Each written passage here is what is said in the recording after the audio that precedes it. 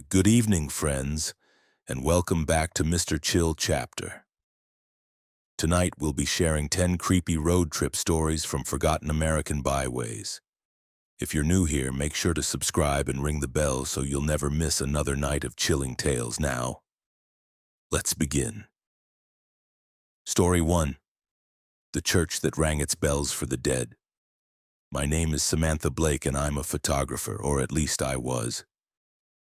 Now, I'm not so sure what I am. I haven't picked up my camera in 3 years, not since that evening in the humid backwoods of Georgia. My passion was capturing the beauty of decay, the way nature reclaims what man builds. I specialized in abandoned places, forgotten farmhouses, derelict factories, and my absolute favorite, old churches. There's a certain solemn beauty to a house of worship left to the elements, a silent testament to the passage of time and the fading of faith.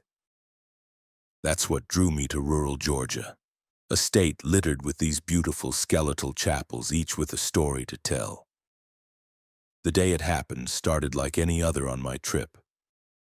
I'd spent the morning exploring a collapsed grist mill near the Flint River, the afternoon light filtering through the broken roof and illuminating the fine dust of ages.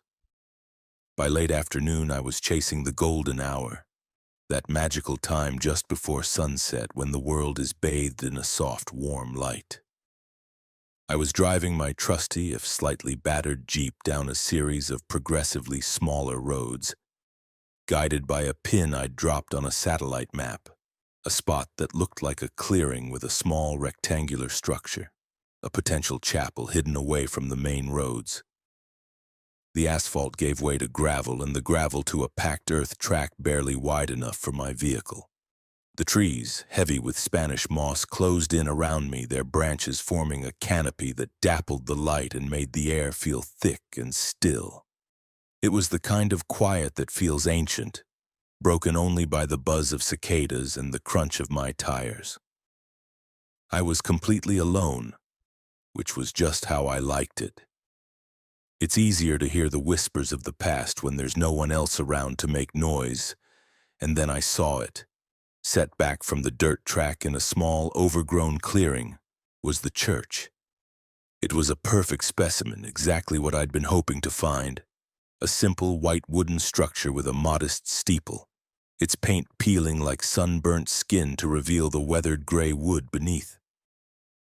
The windows were tall and arched, though some panes were missing, leaving dark, vacant eyes. A small, unkempt cemetery lay to its right, the headstones leaning at odd angles, shrouded in ivy. It was beautiful, tragic, perfect.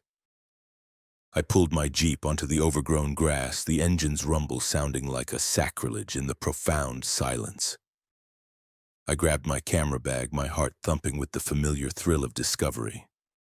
The air was heavy and humid, typical for a Georgia evening, but as I stepped out of the car, a strange coldness seemed to emanate from the church itself.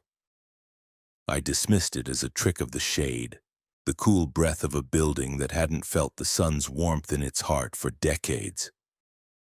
I began my ritual, circling the building from a distance to get a feel for its angles and the way the light fell upon it. The sun was beginning its descent, casting long, distorted shadows that stretched like grasping fingers from the base of the tombstones. I framed a shot of the steeple, its simple cross silhouetted against a sky blushing with orange and purple.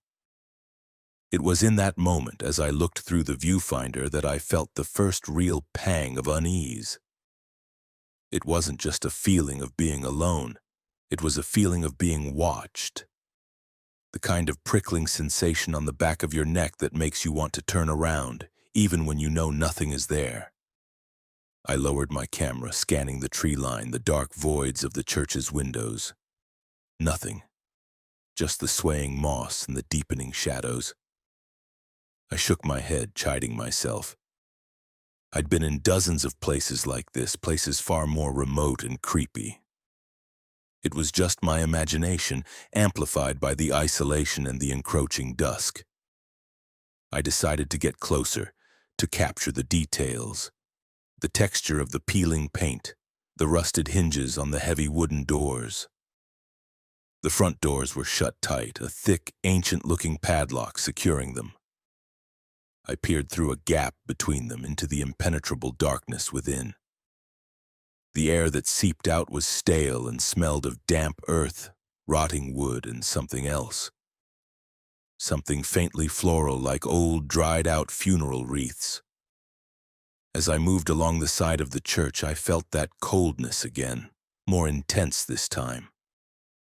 It was as if I had walked through an invisible curtain into a pocket of winter.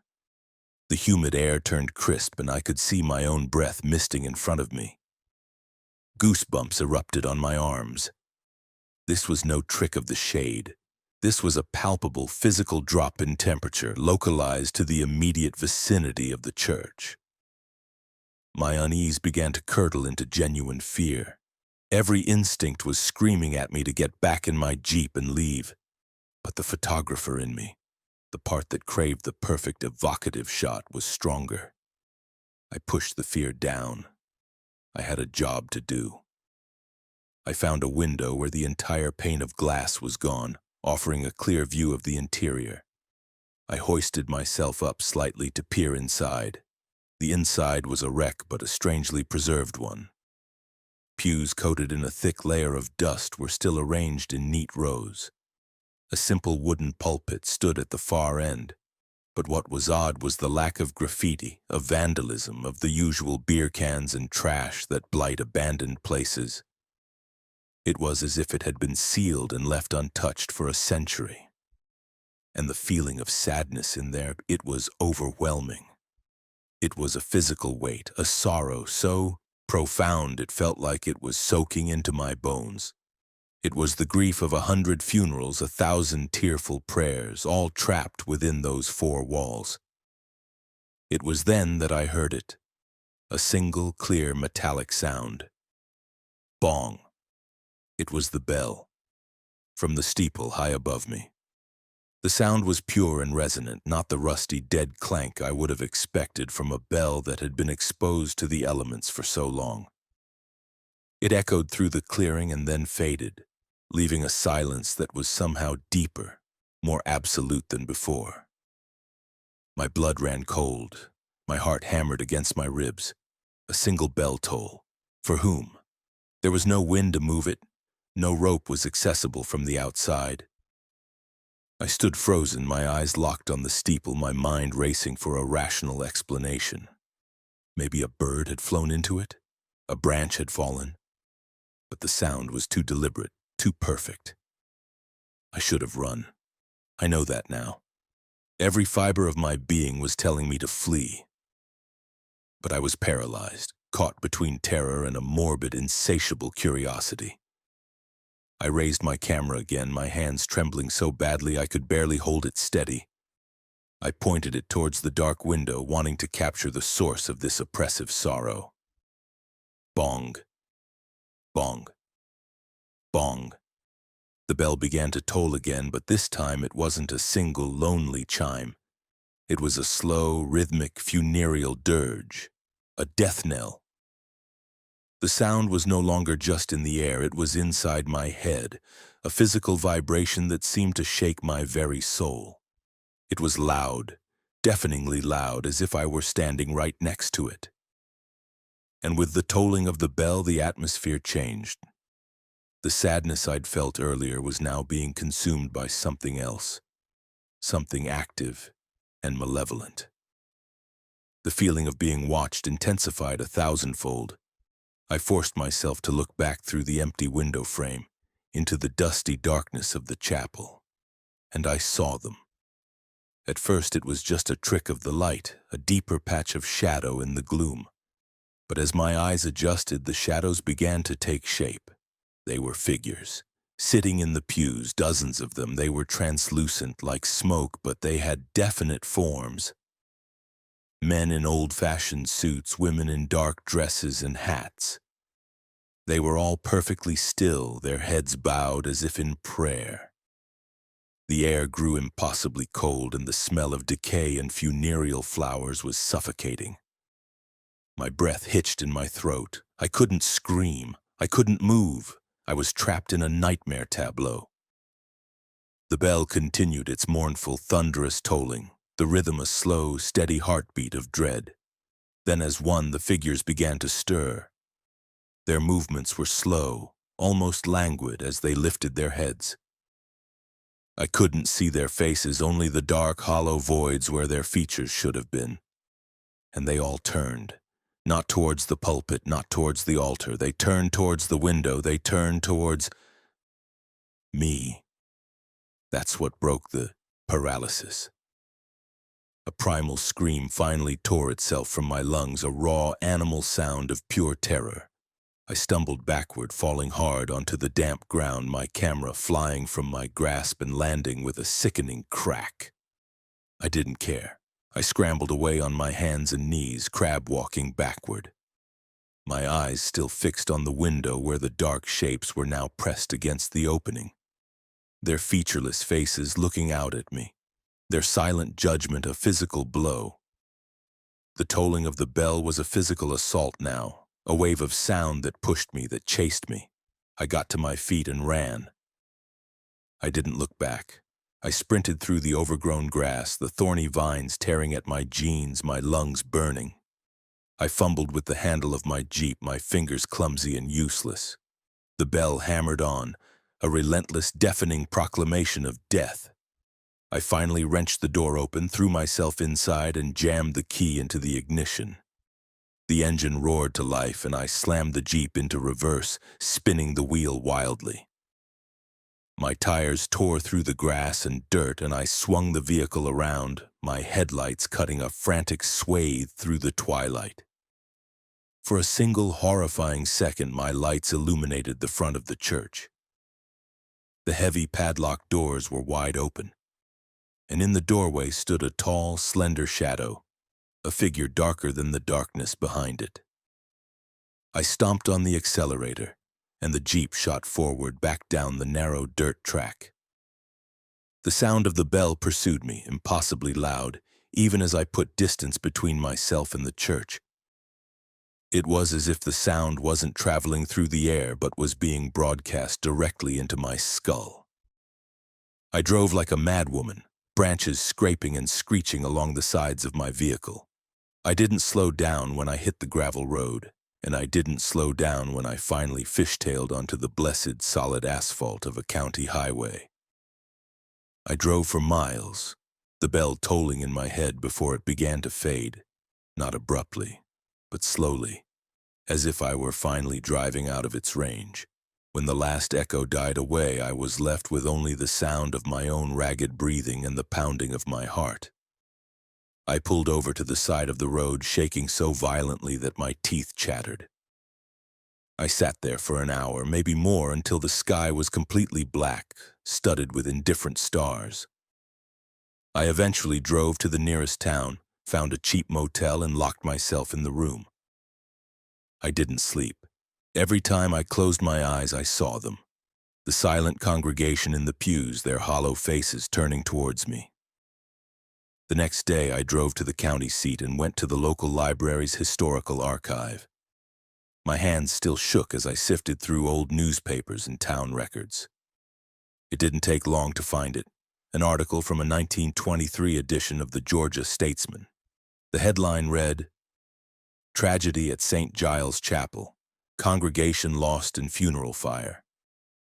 The story told of a funeral service for a young girl who had died of fever. During the service, a lantern was knocked over and the old, dry wooden church went up in flames with terrifying speed. The doors, swollen shut by the humidity, became jammed. No one inside escaped. The entire congregation, over 30 souls, perished in the fire, their screams, the article said, heard for miles. The church was never rebuilt. It was simply left to rot, a monument to the tragedy. The article ended with a chilling quote from a witness who lived nearby. "It was the bell that was the worst," he'd said. "It kept ringing and ringing as they burned, as if the church itself was tolling for its own death." I haven't been on a back road since. I sold my camera gear. The joy is gone. replaced by a gnawing fear of what lies hidden in the quiet, forgotten corners of the world. Sometimes, late at night when the house is silent, I can still hear it. A single faint bell toll carried on the wind. A reminder of the day I found a church that still holds service. A church that still rings its bells for the dead. And I know, with a certainty that chills me to my core, that on that day it was tolling for me. Did you enjoy this story? Let me know in the comments, and don't forget to like this video. And now let's move on to our next story. Story 2, The Screams Beneath the Old Iron Bridge. My name is Robert Green. I'm 49 years old, and for the last 25 of those years I've been a long-haul trucker. I've seen every sunrise and sunset this country has to offer through the wide expanse of a windshield. I've driven through blizzards in the Rockies, floods in the Mississippi Delta, and heat so bad it made the asphalt shimmer like water in the Mojave. I thought I'd seen it all. I've always been a practical man, a man who believes in what he can see and touch. Engines, hydraulics, the solid weight of 40 tons of cargo behind me. I don't believe in ghosts. Or I didn't. But one night on a forgotten stretch of road in the Pennsylvania mountains, I heard something that shattered all that. It was a Tuesday night in late October. I was hauling a load of machine parts from Chicago to Philadelphia, a run I'd made 100 times. The schedule was tight, as it always is. Every minute counts in this business. Around 2 a.m., just as I was crossing into the Allegheny Mountains, the news came over the CB radio. A multi-car pileup on the interstate about 30 miles ahead of me. A tanker had overturned. The highway was shut down in both directions. The chatter on the radio said it would be closed for at least 6 or 7 hours. 6 or 7 hours. To a trucker, that's not just an inconvenience, it's a disaster. It means a missed delivery window, a furious dispatcher, and a paycheck that shrinks. I pulled over to the shoulder along with a dozen other rigs, the night air filled with the flashing lights of distant emergency vehicles and the angry squawk of the radio. I looked at my GPS, my mind racing. Going back wasn't an option. I needed to go forward. My screen showed the main highway as a blocked red line. But my eyes traced the smaller, fainter lines that spider-webbed off it. The old state routes and county roads that crisscrossed the mountains. One route in particular caught my eye. State Route 984. It was a winding 2-lane road that, according to the map, would bypass the accident completely and spit me back out on the interstate about 50 miles down the line. It would add time, sure, but not 7 hours. It looked like a perfect shortcut. An old timer on the radio warned against it. "That's Black Creek Road," his voice crackled. "Nasty stretch. Don't take no rig down there at night." I scoffed. I'd handled worse. I'd driven logging roads in the Pacific Northwest that were little more than mud slicks on a cliff edge. A paved 2-lane road in Pennsylvania. Child's play. Pride, I've learned, is a dangerous thing. Ignoring the warning, I eased my rig off the highway and onto the exit ramp for Route 984. The difference was immediate. The smooth, wide interstate gave way to cracked asphalt. The bright sodium lights were replaced by an oppressive darkness, broken only by the powerful beams of my own headlights. The road twisted and turned, climbing deeper into the forested hills. The air grew colder. I was alone out here, the friendly convoy of trucks left far behind. For the first 10 miles, it was just an unpleasant drive. The road was narrow, the turns were sharp, and I had to fight the wheel to keep my trailer from drifting over the center line. Then I came to the bridge. It appeared suddenly around a sharp bend. My headlights illuminated a skeletal structure of rust-red iron, a single-lane bridge that spanned a wide, dark ravine. It was old, a relic from another era, with a wooden plank roadbed and a weight limit sign that was so faded and rusted I couldn't read it. I slowed my rig to a crawl, my instincts screaming at me. This was the kind of bridge you see in history books, not one you drive a 40-ton semi-truck over. But what choice did I have? The road was too narrow to turn around. Backing up for miles on these winding curves was impossible, especially in the dark. The only way was forward. I took a deep breath, said a quick, uncharacteristic prayer, and eased the cab onto the wooden planks. The bridge groaned under the weight. The planks creaked and moaned, and I could feel the whole structure vibrating as my tires rolled across them. I kept my eyes fixed on the far side, my hands gripping the steering wheel so tight my knuckles were white. The ravine below was a pit of absolute blackness. I couldn't see the bottom. It felt like I was driving over the edge of the world. As the cab reached the halfway point, my radio, which had been playing a low country music station, suddenly erupted in a violent burst of static, a sound so loud it made me jump. It wasn't just interference, it was a harsh, shrieking noise like 1,000 voices screaming at once. I reached over and slammed the power button, plunging the cab into a dead, unnerving silence broken only by the tortured groaning of the bridge. That's when I felt it. A sudden, violent jolt. It wasn't the truck settling or a plank breaking. It was a sharp, upward thrust from beneath the cab, as if something huge had struck the underside of the bridge with immense force. The whole rig shuddered. My heart leaped into my throat. Had the bridge structure failed? Was I about to plunge into that black abyss? But the bridge held. I was still moving forward. My mind scrambled for an explanation. A falling rock from the ravine wall hitting the supports? An earthquake? It made no sense. And then the screaming started. It wasn't the static from the radio this time. This was a sound that was both inside and outside the cab.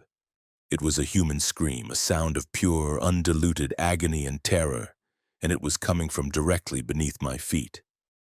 It was a woman's voice, high and piercing, a sound that no living person should ever have to make.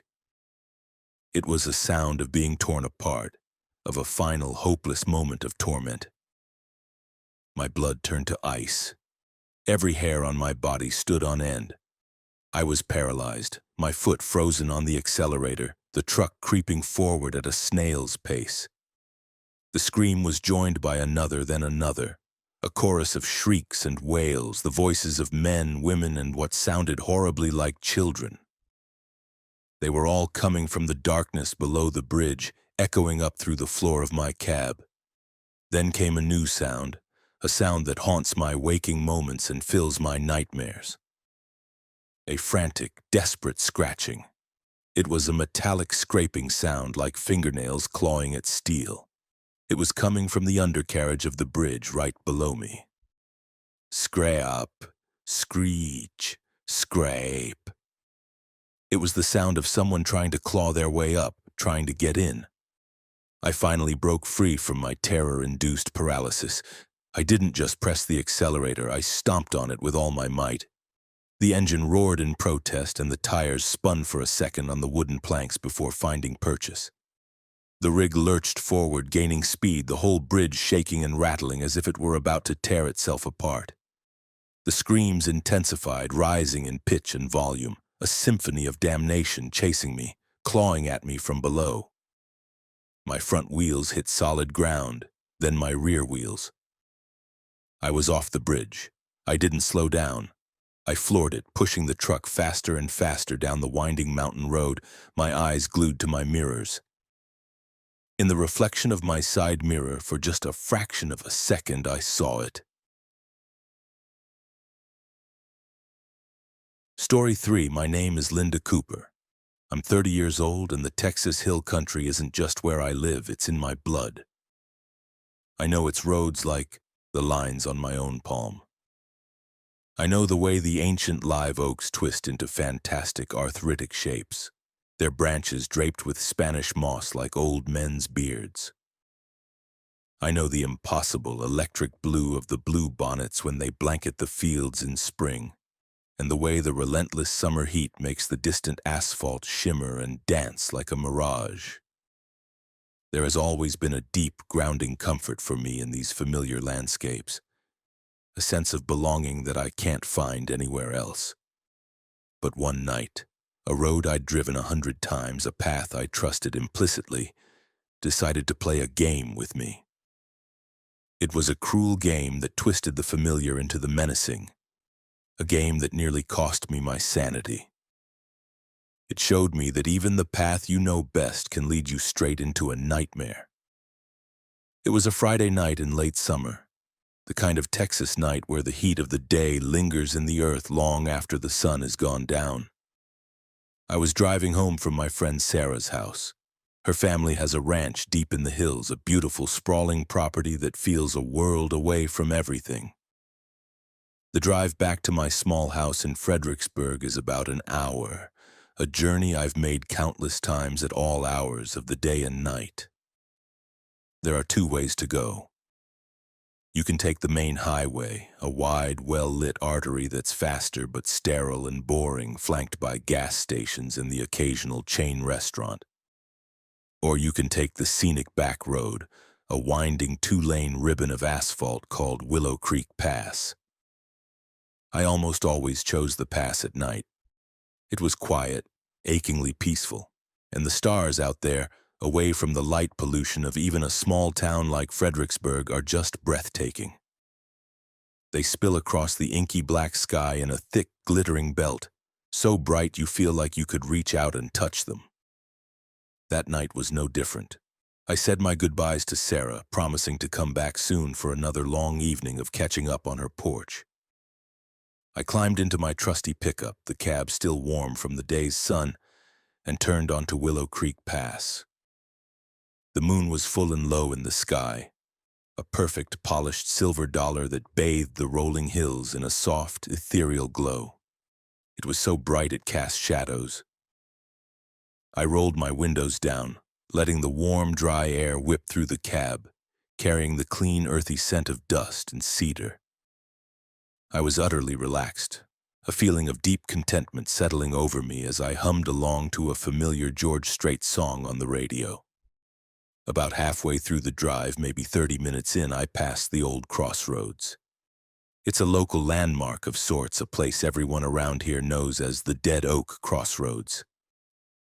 It's where Willow Creek Pass intersects with an old abandoned farm road that has long since been reclaimed by weeds and dust. And right at the center of the intersection, like a grim monument, stands a massive ancient oak tree. It was struck by lightning years ago, a violent act of nature that killed it instantly but left its colossal frame intact. It's completely dead, its bare skeletal branches reaching up to the sky like the gnarled, imploring fingers of a buried giant. It's a little spooky, I'll admit, but also starkly beautiful in its own way, especially when silhouetted against a moonlit sky. I noted it as I drove past, a familiar milestone on my journey home, the halfway point. I kept driving, the truck eating up the miles.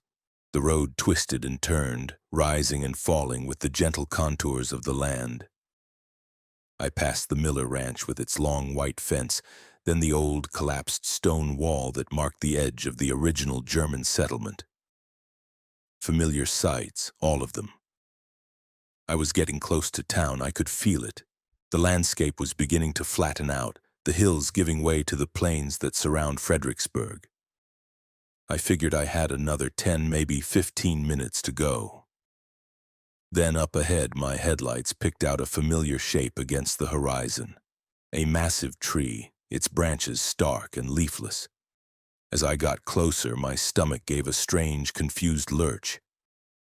It was the crossroads, with the big dead oak tree standing sentinel in the center. I slowed the truck to a crawl, my brow furrowed in a deep, confused frown.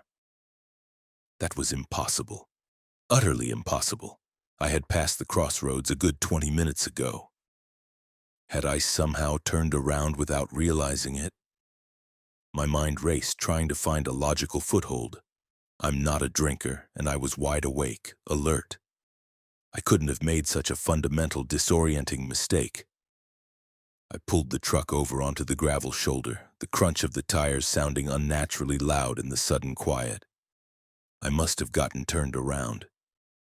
Maybe I'd taken a wrong turn onto another ranch road that looked similar, one that looped back onto the pass. It was the only explanation that made any sense, even if it felt thin. Feeling a little foolish and more than a little unnerved, I put the truck in gear, made a wide U-turn, and headed back the way I came. This time I was determined to pay closer attention.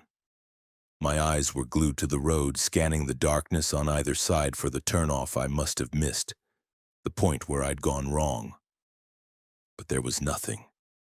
The road was a continuous, unbroken line. There were no other intersections, no other paved roads branching off. It was just Willow Creek Pass, the same road I'd been on all along, flanked by barbed wire fences and the dark, sleeping shapes of the hills.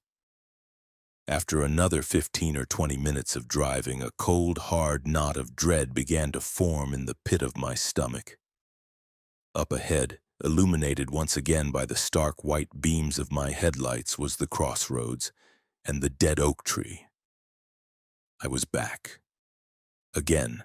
This time, real fear began to set in, a cold, creeping sensation that prickled at the back of my neck. This wasn't a mistake. This wasn't a wrong turn.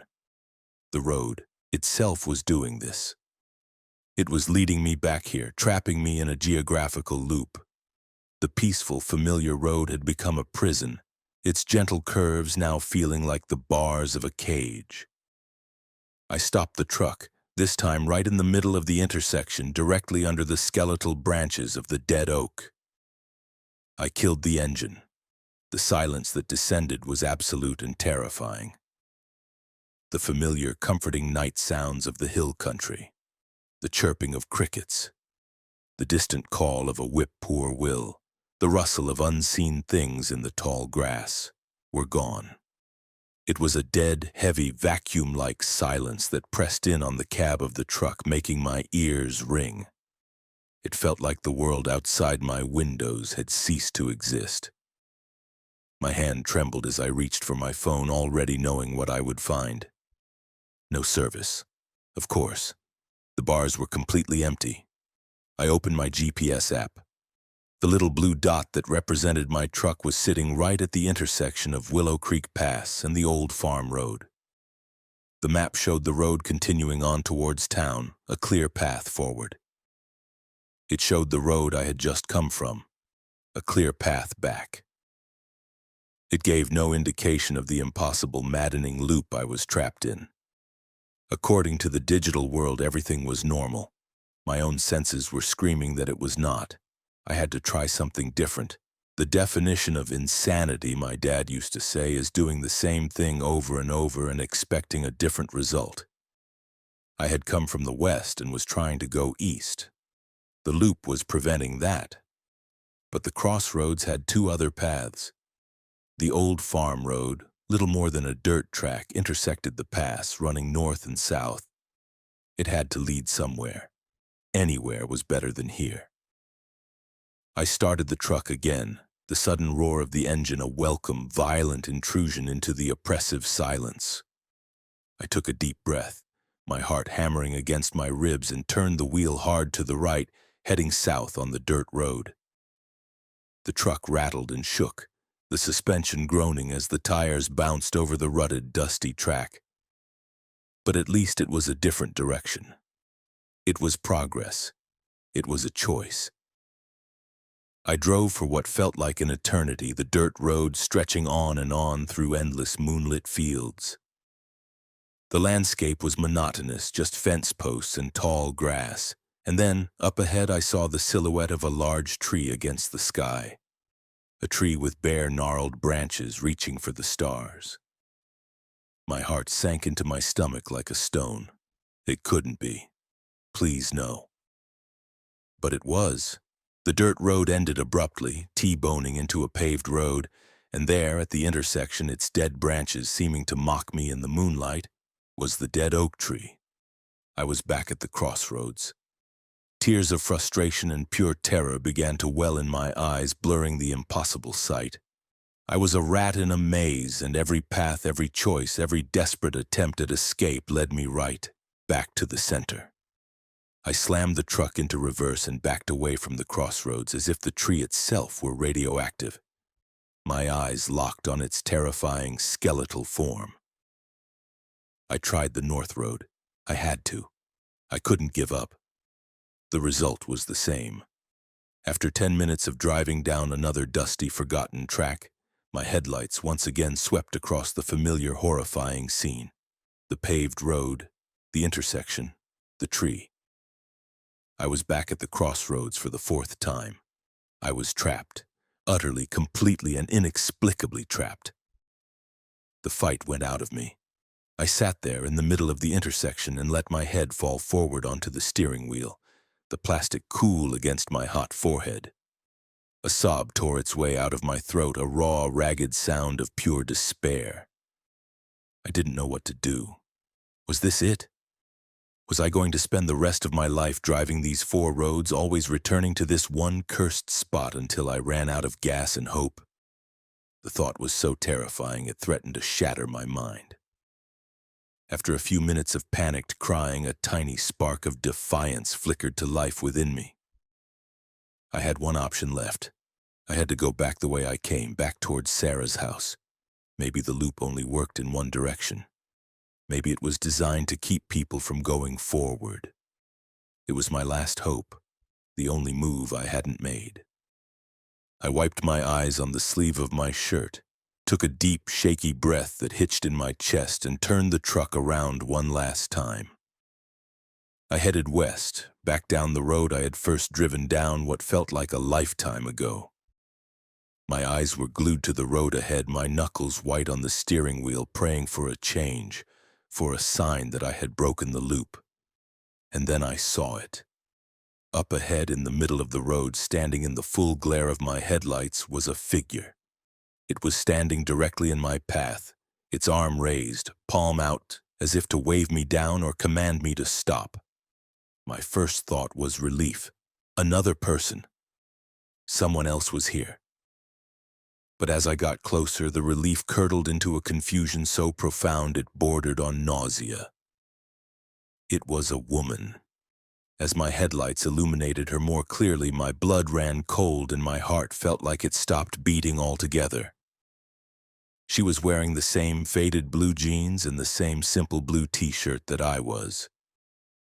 She had the same shoulder-length brown hair whipped across her face by a wind I couldn't feel. I could see her face now, and it was a mask of sheer, abject panic.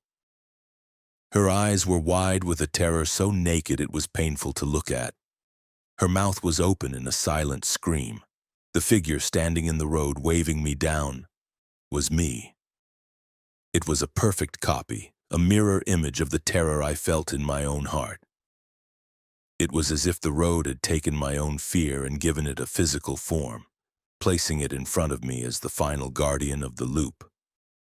I don't know what took over me in that moment. It wasn't a conscious thought. It was pure animal instinct, a primal reptilian urge to survive. I didn't slow down. I didn't stop. I didn't even honk. I wrenched the steering wheel violently to the left, my tires screeching on the asphalt in a sound that was blessedly, horribly real. And I floored it. I drove past my doppelganger, my terrified twin. For a split second, our eyes met. I saw my own terror reflected back at me, but I also saw a desperate, silent plea. A plea to stop, a plea for help, a plea for connection. And I ignored it. I just stared straight ahead, my foot pressing the accelerator to the floor, the engine roaring as I fled from myself. I risked a single fleeting glance in my rearview mirror. The figure was gone. The road behind me was empty. But more than that, the crossroads and the dead oak tree were also gone.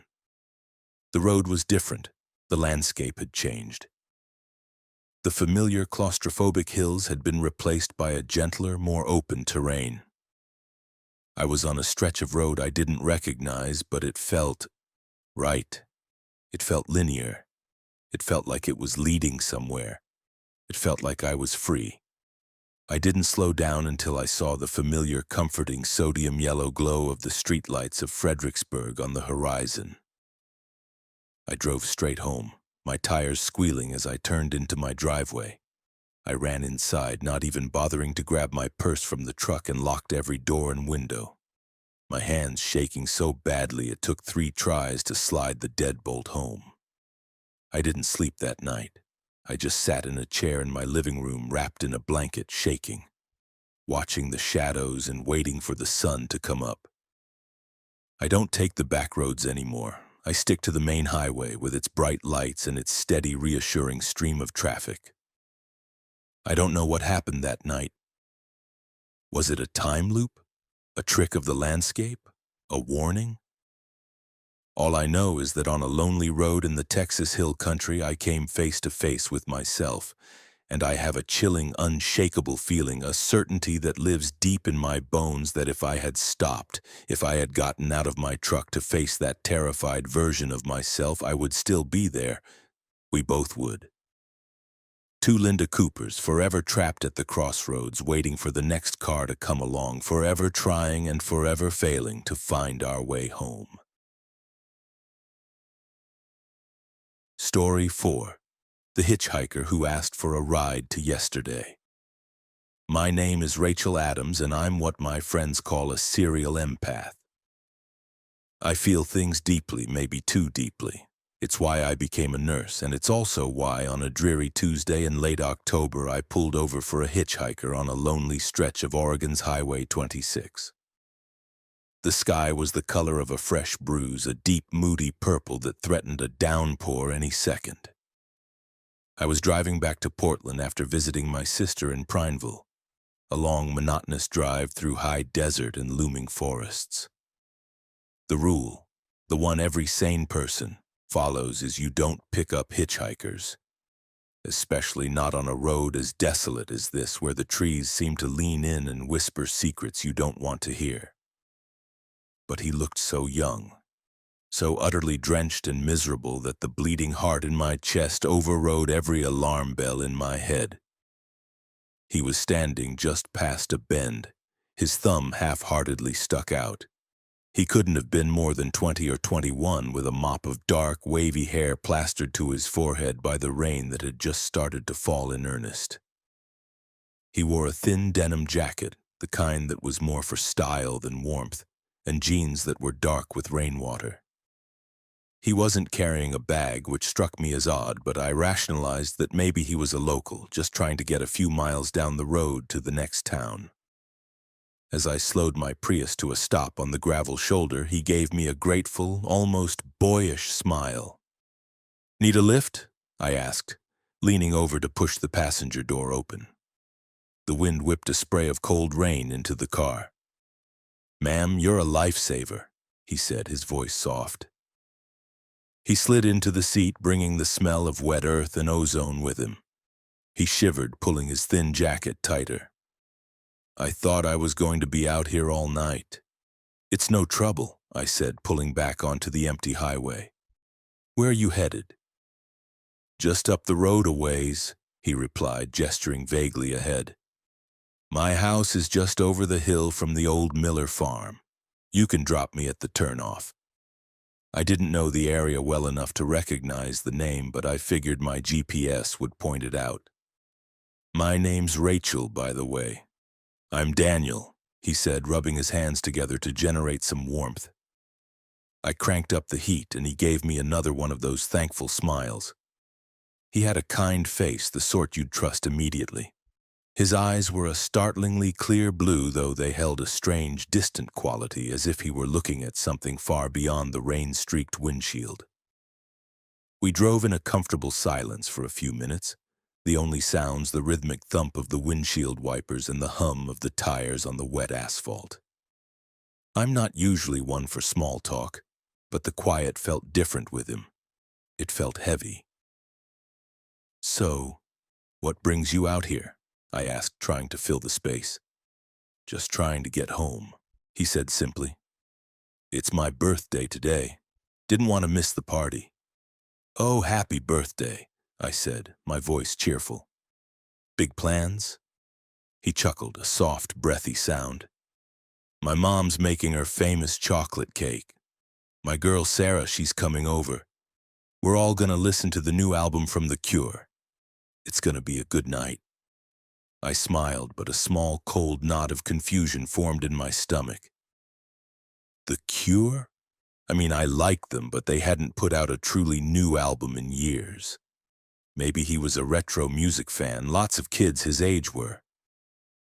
That sounds nice, I said. Which album? Disintegration. It just came out. It's brilliant, really dark and beautiful, he said with genuine enthusiasm. The knot in my stomach tightened. Disintegration. Came out in 1989. I was born in 1997. I glanced over at him. His denim jacket, the cut of his jeans, his hairstyle. It was all just slightly off. It wasn't retro cool like the kids in Portland who deliberately dressed like they were from another era. It just looked dated, as if he'd been wearing those clothes since they were new. That's a classic, I managed to say, my voice a little strained. My parents love that album. Daniel's brow furrowed in confusion. Your parents? It just came out. The alarm bells that had been silent before were now clanging in my head with a deafening roar. Something was very, very wrong. I tried to steer the conversation to safer ground. So this party sounds like you have a lot of people waiting for you. Yeah, he said, his gaze once again drifting to the passing scenery. The rain was coming down harder now, blurring the dense forest into a watercolor of dark greens and grays. I hope my dad isn't too mad. I borrowed his car without asking, ran out of gas a few miles back. Stupid, I know. He shook his head, a self-deprecating smile on his face. He's gonna ground me for a month, but it'll be worth it. He spoke with the casual certainty of a teenager worried about teenage problems, but the words, the context, it was all wrong. I gripped the steering wheel, my knuckles turning white. My mind was racing, trying to piece together an explanation. Was this a prank? Was he mentally unwell? Or was it something else, something that defied explanation? You know, he said, his tone shifting, becoming more serious. It's funny. The world feels different today. Faster. Your car is so quiet, I didn't even hear you pull up. It's a hybrid, I said, my voice barely a whisper. A what? It runs on electricity and gas. He stared at the dashboard, at the glowing digital display and the GPS screen. His eyes were wide with a mixture of awe and confusion. Wow, it's like something out of Back to the Future. That's a great movie. Have you seen it? Yes, I said, my heart pounding against my ribs. I've seen it. He fell silent again, but this time the silence was charged, electric with unspoken questions and a growing sense of dread. My dread. He seemed oblivious, lost in his own world, a world that was clearly not the one we were driving through. He started humming, a tune I vaguely recognized. It was Just Like Heaven. You can let me off just up here, he said suddenly, pointing ahead. See that big oak tree? The turnoff for the Miller farm is right past it. My house is just over that hill. I looked where he was pointing. There was no oak tree. There was no turnoff. There was just an empty, flat field stretching out into the rainy gloom bordered by the dark line of the forest.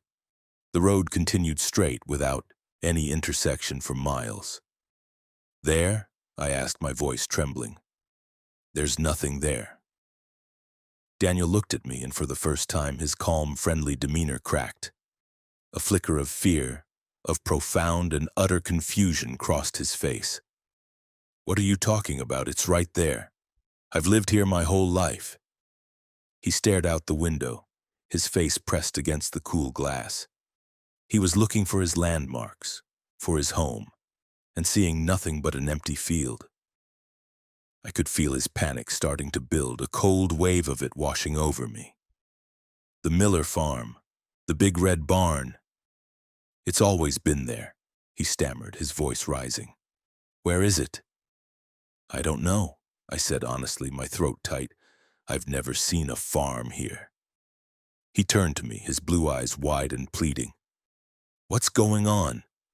Why is everything different? Where is my house?" I had to do it. I had to ask the question that was hanging in the air between us like a guillotine. "Daniel," I said, my voice soft but firm. "What day is it?" "It's Tuesday," he said immediately. "The date, Daniel. What's the full date?" He looked at me like I was crazy. "It's October 12th, my birthday, October 12th, 1985. The words hit me with a physical force. 1985, 40 years ago. I felt the blood drain from my face. The car felt suddenly cold, despite the heat blasting from the vents. The rain on the windshield sounded like 1,000 tiny fingers tapping, trying to get in. "Daniel," I said, and I had to force my own name out.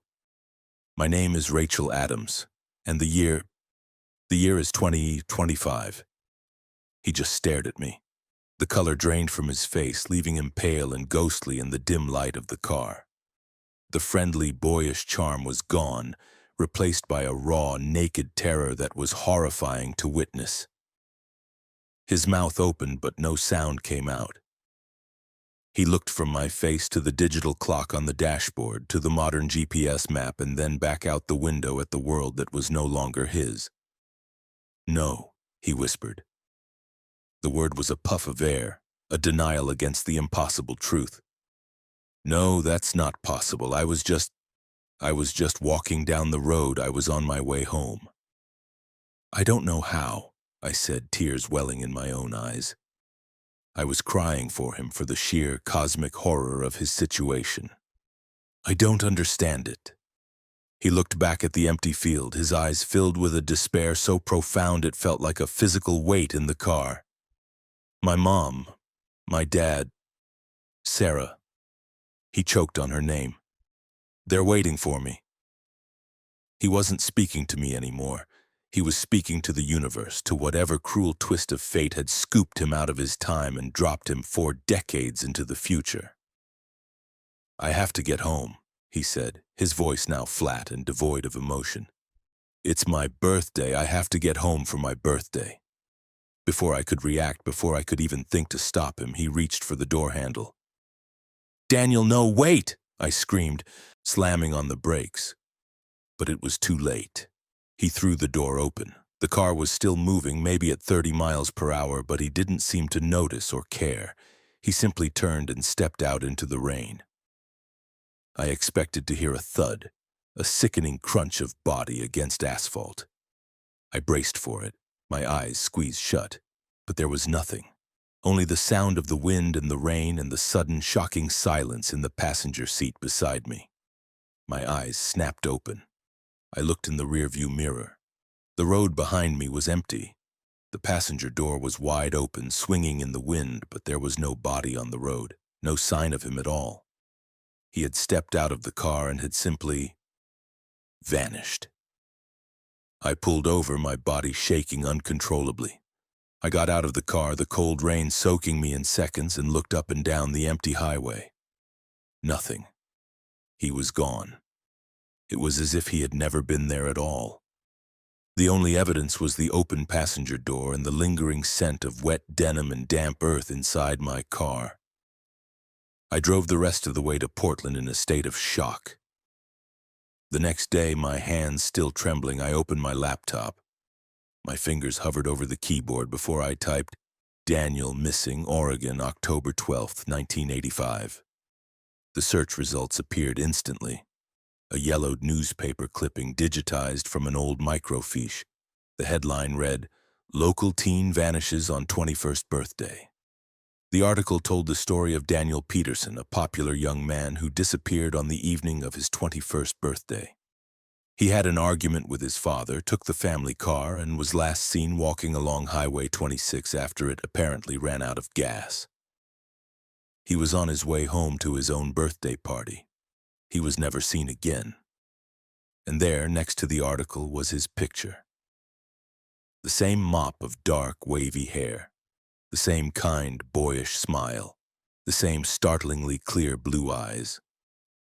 I picked him up. I gave him a ride, but I couldn't take him home. His home wasn't there anymore. His time was gone. I was just a brief, terrifying detour on a journey he has been trying to complete for 40 years.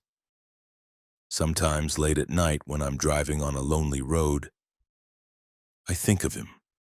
A ghost, not of a place, but of time itself. Forever hitchhiking on a highway to a yesterday he can never reach. And I check my passenger seat, half expecting, half dreading to see him sitting there waiting for a ride. If this story chilled you, don't forget to like and comment below. Now let's continue with another terrifying tale. Story 5. The Convoy of Silent Trucks in the Appalachians. My name is Victor Shaw. For 20 years I've been a long-haul trucker. I've seen every corner of this country, driven through every kind of weather imaginable, and spent more nights sleeping in my cab than in a real bed. I'm not a man given to flights of fancy. The road is a practical place. It demands your full attention. You see things, sure. Weird lights, strange shapes in the fog that play tricks on your tired eyes. But you learn to dismiss them. You have to, or you'll go mad. But what I saw one night in the Appalachian Mountains of West Virginia, that wasn't a trick of the light. It was real, and it's a memory that's been riding in my passenger seat ever since. It was a moonless night in early November. I was hauling a load of machine parts from Charleston to somewhere east of Roanoke, a route that took me through the winding, treacherous heart of the mountains on a 2-lane state highway. A thick, soupy fog had rolled in, the kind that's common in those hollers.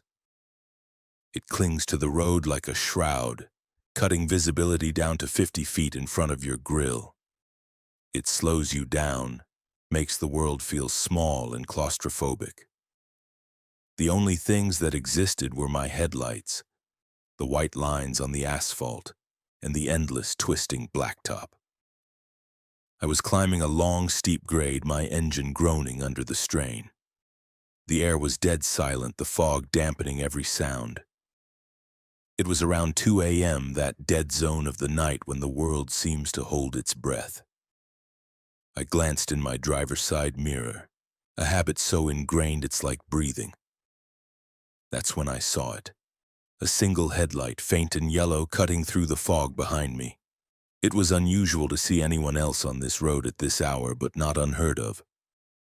Probably another trucker taking the same shortcut. But there was something off about it. It was a single headlight, centered like on an old motorcycle. But the light was too high off the ground for a bike.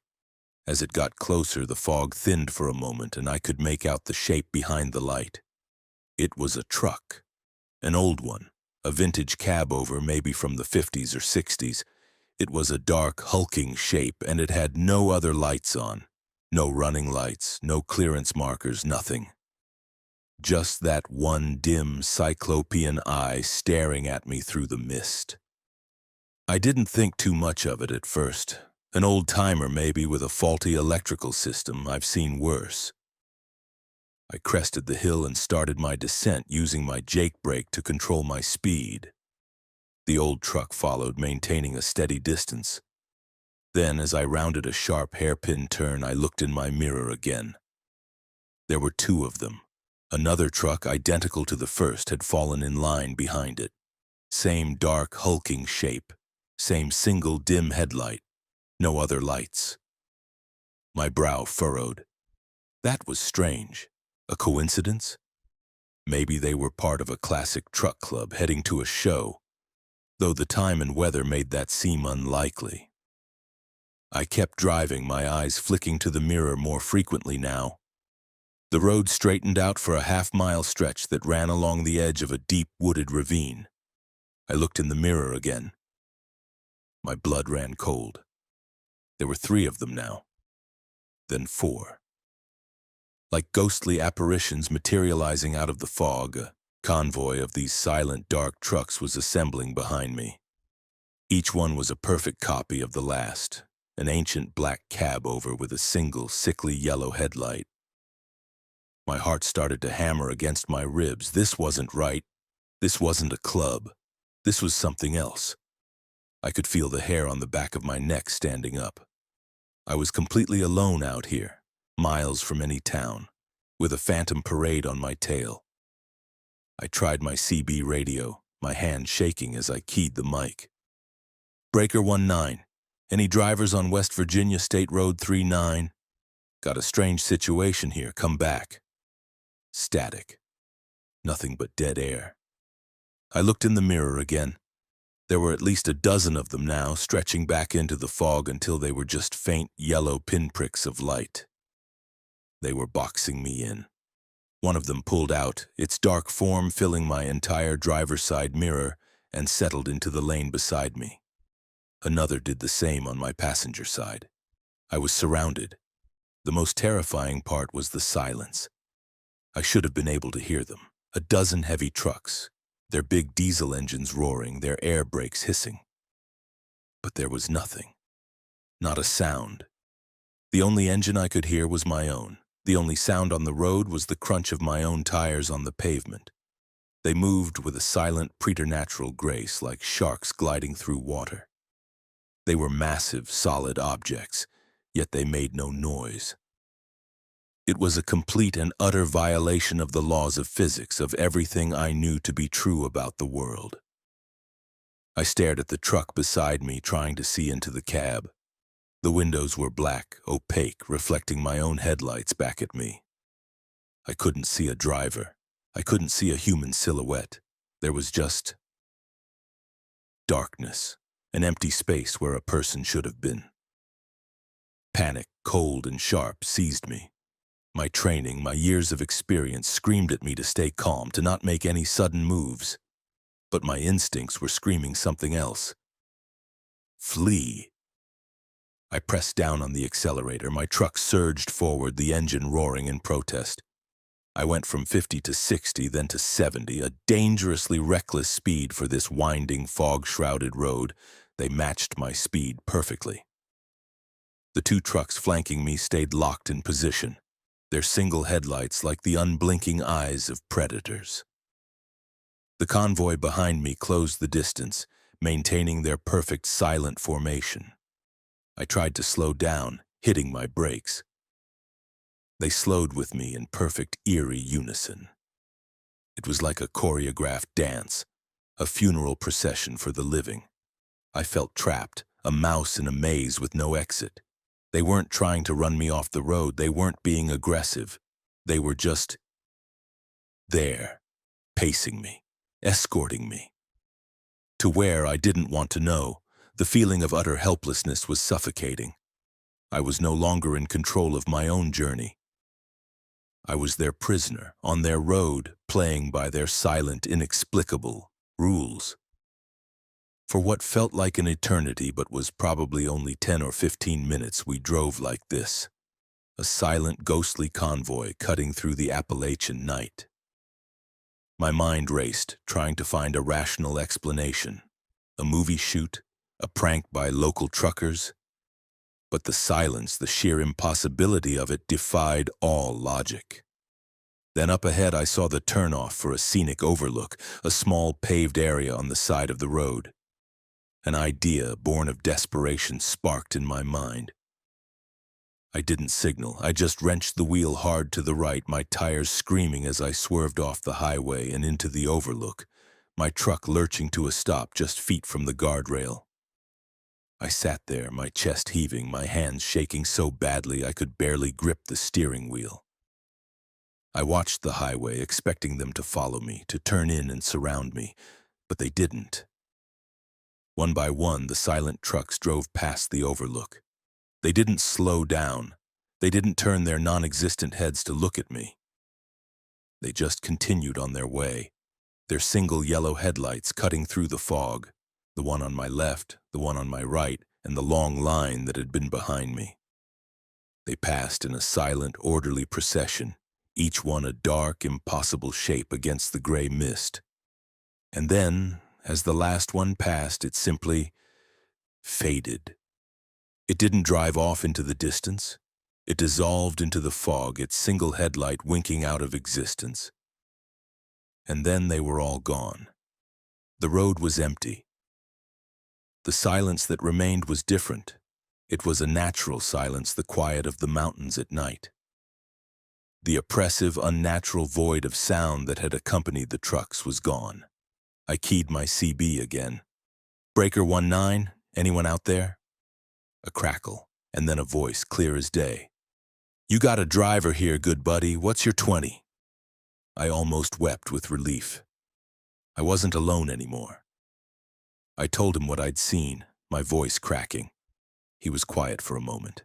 Then he said, "Son, you're in coal country. A lot of mining history in these hills. A lot of tragedy. Some say the spirits of the old strip miners still run these roads at night, in the trucks they used to drive. Silent, 'cause they're ghosts. You just keep your eyes on the road and get to where you're going. And don't stop for nobody." I didn't sleep that night. I just sat in that overlook until the sun came up, chasing the fog and the last of the shadows away. I've driven that road a dozen times since, but only in broad daylight. I've never seen the trucks again. But I know they're there, waiting for the fog to roll in, waiting for a lone driver in the dead of night, a silent convoy on a road to nowhere, forever hauling a cargo of ghosts through the dark heart of the mountains.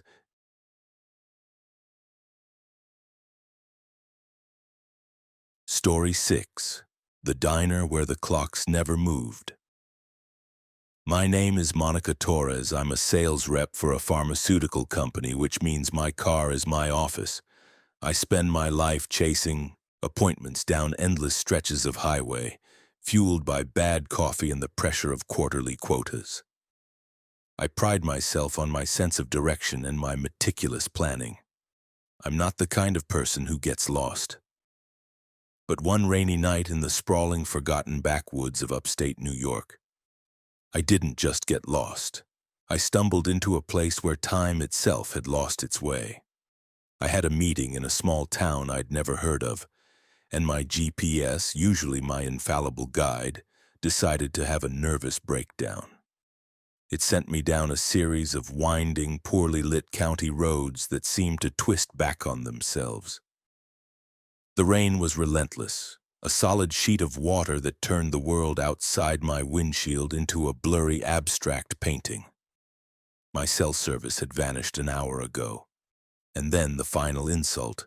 The low fuel light blinked on, a tiny amber beacon of doom. Panic, cold and sharp, began to creep in.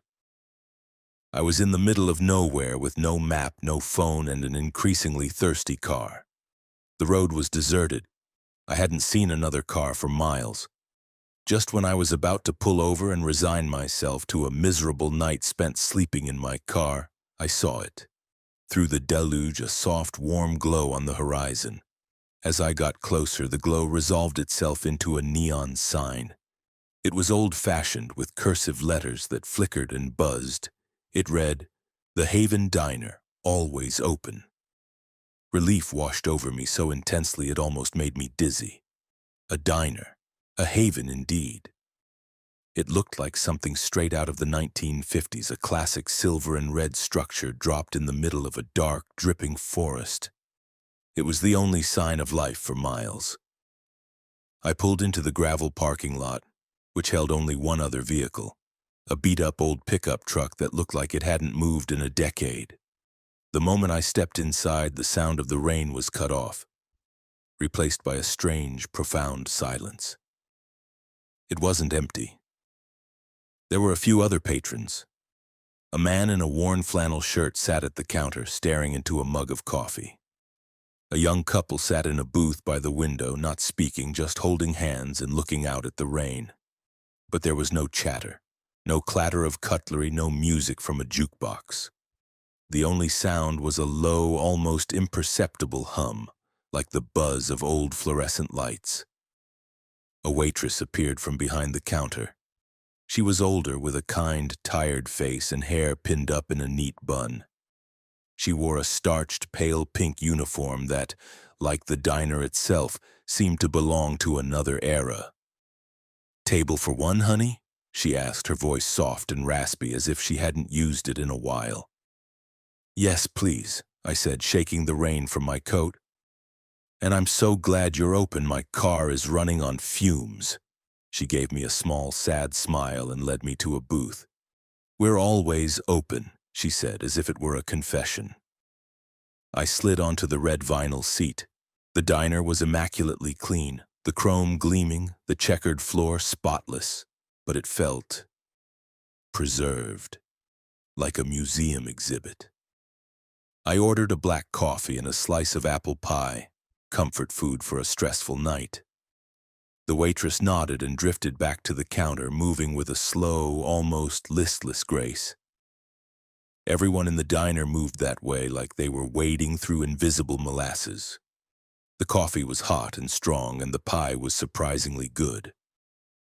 I started to relax, the warmth of the diner seeping into my bones. I pulled out my phone, hoping to catch a stray bar of service. Nothing. I glanced at the time, 1:17 a.m. Then I looked up at the big round clock on the wall behind the counter. It was a classic diner clock with a sweeping second hand. It also read 1:17 a.m. I ate my pie slowly, savoring the reprieve from the storm. I watched the other patrons. The man at the counter never moved, his gaze fixed on his coffee. The couple by the window remained in their silent tableau. It was strange, but I chalked it up to the weird, sleepy vibe of a late-night diner in the middle of nowhere. I finished my coffee and the waitress reappeared, holding the pot. More, honey? Please, I said. As she refilled my mug, I made a decision. I was tired, the rain was still coming down, and my car was still on empty. Do you happen to know if there's a gas station nearby? The waitress paused, the coffee pot hovering over my cup. That sad smile touched her lips again. The nearest one's about 30 miles down the road, but it's closed, won't open till 7. My heart sank. And you don't have a gas can I could borrow or buy? She shook her head slowly. Sorry, honey. We don't. I sighed, running a hand through my damp hair. It looked like I was stuck here for a while. I decided to get some work done, to make the most of the situation. I pulled out my laptop, but of course there was no Wi-Fi. I settled for organizing some files, typing up reports. I got lost in the work, the rhythmic click of the keys a comforting sound in the otherwise silent diner. After what felt like at least an hour, maybe more, I stretched, my back aching. I needed to use the restroom. As I stood up, I glanced at the clock on the wall again, just out of habit. My blood turned to ice. The clock still read 1:17 a.m. It wasn't just the hour and minute hands. The red second hand, the one that should have been sweeping steadily around the face, was frozen, pointing directly at the 12. I stood there staring at it, my mind refusing to process what I was seeing. It must be broken. That was the only logical explanation. A broken clock in an old diner. I fumbled for my phone, my hands suddenly clumsy. I pressed the side button to wake the screen. The glowing numbers on my lock screen read 1:17 a.m. A wave of nausea and dizziness washed over me. I stumbled back into the booth, my heart hammering against my ribs. This wasn't possible. My phone's clock is set by the network. It's always accurate. I looked at my watch, a simple, analog Timex. The hands were pointed to 1:17, and they weren't moving. I looked around the diner. Nothing had changed. The man at the counter, the couple by the window. They were in the exact same positions as when I had arrived. They hadn't moved a muscle. They weren't slow. They were frozen. I was the only thing in this place that was still moving through time. The waitress was standing by the counter, polishing a glass with a white cloth. But her movements were a lie. She was rubbing the same spot over and over, an endless tiny loop of motion that never progressed. She looked up and her eyes met mine, and in them I saw an ancient soul-deep weariness, and something else, pity. She drifted over to my table, her feet making no sound on the checkered floor. She leaned in close and her voice was a low, urgent whisper. "Time gets sticky here, honey," she said, her eyes pleading with me. "It's a quiet place to rest. Too quiet. Sometimes folks come in and they get comfortable. They sit for a spell. And the spell just never ends. You should go. You should go now before you get stuck too." Her words, the sheer, impossible horror of them, broke the paralysis that had gripped me. Stuck. Like the man at the counter, forever staring into a cup of coffee that would never cool. Like the couple by the window, trapped in a single silent moment of affection for eternity. I didn't need to be told twice. I threw a $20 bill on the table, my hands shaking so badly I could barely let go of it. I grabbed my coat and my laptop and scrambled out of the booth. As I rushed towards the door, I glanced back. The waitress was still watching me, that look of profound sadness on her face. The man at the counter and the couple in the booth hadn't moved. They were statues in a diorama of a life that had stopped. I burst out into the night. The rain had stopped. The air was cold and clean. I fumbled for my keys, my heart threatening to beat its way out of my chest. I jumped into my car, jammed the key in the ignition, and prayed. The engine sputtered, coughed, and then, miraculously, it turned over. I didn't question it.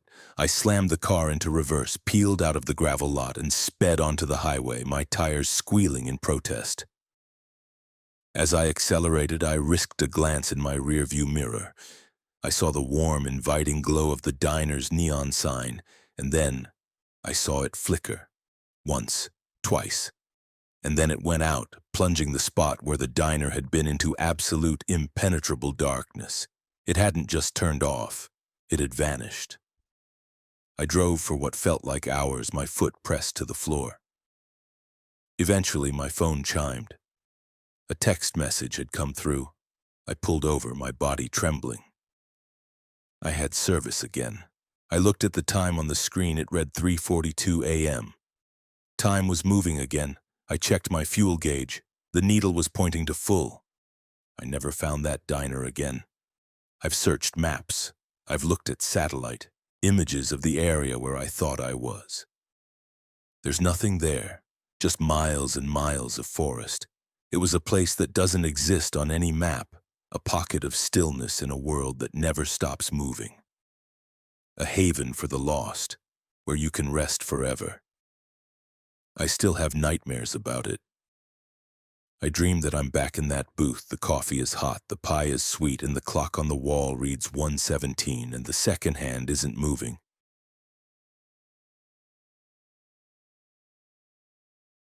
Story 7, The Shadow That Crawled Across My Windshield. My name is Eddie Johnson. I'm 53 years old, and for the last 15 of those years, my world has been framed by a windshield and measured in miles. I'm an overnight delivery driver, a modern-day mule skinner hauling perishable goods in a refrigerated box truck across the vast, empty expanse of Nevada. My route takes me from the neon glow of Reno into the deep, primordial darkness of the Great Basin, servicing the smaller, more isolated towns scattered like lonely outposts across the desert. The night isn't just my work shift. It's my constant companion, my co-pilot. I've seen things out there that day dwellers never will. Meteor showers that tear the sky open with silent, brilliant fire. Strange geometric lights from distant military bases that dance and vanish. And the glowing spectral eyes of animals, coyotes, owls, mountain lions that burn like embers on the roadside before disappearing back into the sagebrush. I'm a man comfortable with solitude. I've made my peace with the darkness. I thought I knew the desert, knew its tricks, its mirages, and its illusions. But one night on a stretch of Highway 50 so profoundly lonely they call it the loneliest road in America, the desert showed me a new kind of darkness. A darkness that was hungry. A darkness that was alive. The night started like any other, which is to say with a profound sense of sameness.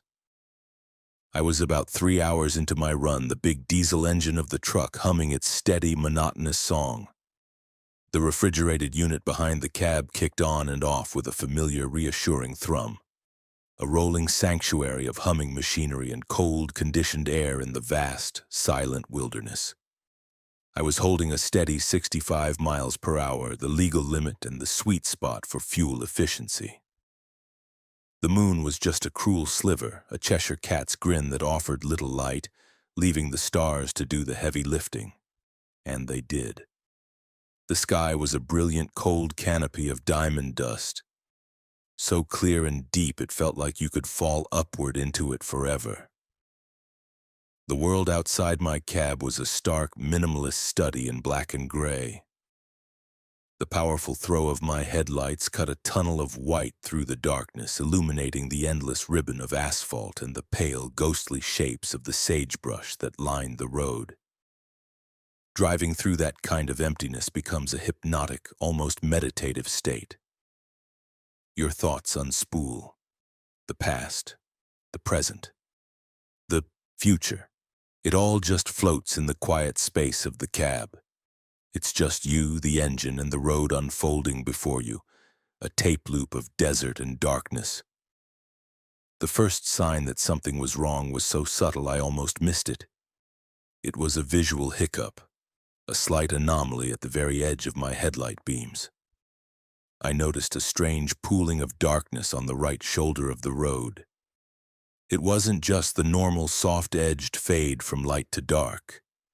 This was a patch of blackness that seemed deeper, more absolute, like a spot where the light itself was being canceled out. I blinked hard, rubbing my tired eyes with the back of my hand. It's easy to see things out here. Fatigue is a powerful hallucinogen, and after a few hours on the road, the mind can start to paint pictures in the shadows. I chalked it up to that, a simple trick of a weary mind. I took a long sip of my lukewarm coffee from the thermos wedged in the console. The bitter taste a familiar jolt. I refocused on the road, on the steady white lines that were my guide through the void. But the patch of darkness didn't go away. It seemed to hover at the periphery of my vision, a persistent floater on the eyeball of the world. It was right where the cone of my headlights surrendered to the night, a void where the starlight didn't seem to reflect, where the pale gray of the desert floor was simply gone. It was unnerving.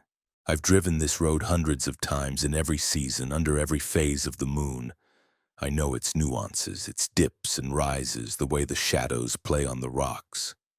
This was new. This was wrong. I kept driving, my unease growing with every mile, a slow, cold trickle down my spine. The patch of darkness seemed to be keeping pace with me. It wasn't a shadow cast by a cloud, the sky was clear. It wasn't a feature of the landscape, like a lava field or a patch of dark rock. It was moving with me. It felt like it was an object, a thing in itself, lurking just beyond the reach of my lights, staying just far enough away to remain indistinct.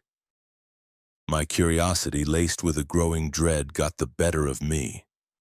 I tried to get a better look at it, easing my foot off the accelerator, letting the heavy truck slow from 65 to 50. I peered into the gloom, trying to resolve the shape. As I did, the darkness seemed to react to my attention. It coalesced, drawing itself together like a bead of mercury, becoming smaller but more defined. It was no longer a vague, amorphous patch, it was a distinct shape. A low, crouching blot of pure black on the gravel shoulder of the road. My heart began to beat a little faster, a nervous, fluttery rhythm in my chest. An animal? A stray cow or a desert bighorn sheep? No, it was too dark. Even the blackest animal hide reflects some light, a sheen, a highlight. This thing reflected nothing. It was as if someone had taken a pair of scissors and cut a hole in the fabric of the world.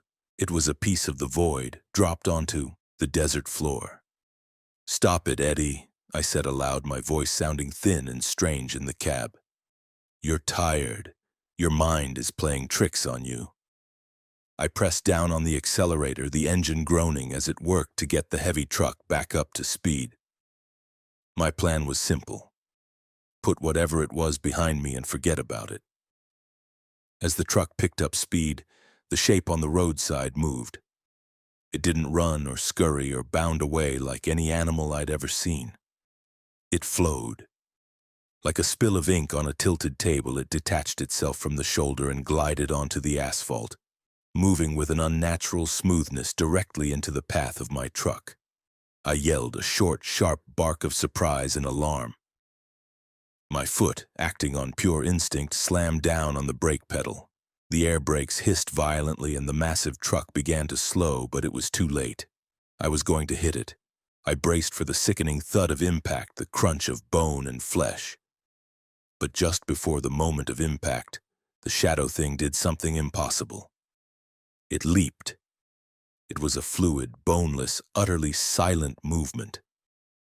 An arc of pure blackness against the star-dusted night sky. It seemed to hang in the air for a horrifying, eternal second before it landed on the broad, flat hood of my truck with a soft, sickening thump. It wasn't a loud sound, but I felt it more than I heard it. It was a dull, heavy impact that vibrated through the frame of the truck, up the steering column and into my hands, which were locked on the wheel in a death grip. I stared in disbelief and horror, my mind refusing to process the information my eyes were sending it. There on the hood of my truck was the shadow. It was no longer a vague shape. It was coalescing, pulling itself together, gaining form and texture right before my eyes. It was like watching a pool of tar bubble and thicken in the sun. It rose up, drawing its mass inward, forming a vaguely humanoid shape. A hunched, brooding figure about the size of a large dog or a small child. It had no features, no eyes, no mouth, no discernible limbs. It was just a three-dimensional void, a sculpture made of night itself. The powerful beams of my headlights seemed to bend and warp around it, unable to penetrate its absolute light-devouring blackness. I was frozen, a statue of terror in the driver's seat. My mind was a screaming, chaotic mess of denial and panic. The truck was still moving, still hurtling down the highway at 60 miles per hour, and this thing was on my hood, a silent, unwelcome passenger. Then it began to move. It didn't walk or crawl in any conventional sense. It flowed like a thick, viscous liquid, its base spreading and contracting as it began to move up the gentle slope of my hood towards the windshield. It moved with a slow, deliberate, horrifying purpose. It was coming for me. I could feel a coldness seeping through the thick glass of the windshield. A profound chill that had nothing to do with the outside temperature. It was the cold of the void, the absolute zero of a place where light and life and warmth do not exist. The familiar, comforting humming of my engine in the refrigerated unit seemed to fade, the world outside my cab dissolving into an irrelevant, out-of-focus blur. My entire universe, my entire existence was now confined to this impossible creature crawling towards me. It reached the base of the windshield and began to pull itself upward, defying gravity. It spread out, flattening itself against the glass, its form expanding like a drop of black ink on a piece of paper. It was blocking my view, smearing the world outside into a featureless, suffocating black. I could see the texture of it now, up close. It wasn't smooth, it was a roiling, shifting, chaotic surface, like 1,000 tiny shadows all writhing and twisting over one another within the larger form. It was utterly, hypnotically horrifying. A primal terror, the likes of which I have never known in my 53 years, finally broke the paralysis that had gripped me. A scream, raw and guttural and full of panic, tore itself from my throat. I slammed on the brakes with all my might, my legs shaking with the force of the action. The truck bucked and screeched, the tires protesting as they fought for grip on the cold asphalt, leaving long black streaks on the lonely highway. The seatbelt bit hard into my chest, knocking the wind out of me and everything in the cab that wasn't tied down, My thermos, my logbook, a bag of chips went flying against the dashboard. The sudden, violent deceleration had an effect on the shadow. It lost its purchase on the glass. It slid slowly at first, then faster, a smear of blackness down the windshield, over the hood and off the front of the truck. I saw it for a split second in my headlights as it hit the road. Not as a shape, but as a formless black puddle that immediately dissolved, its edges fraying like smoke, and vanished into the surrounding darkness of the desert night. The truck skidded to a halt, angled across both lanes of the empty highway. The engine, starved of fuel by the violent maneuver, had stalled.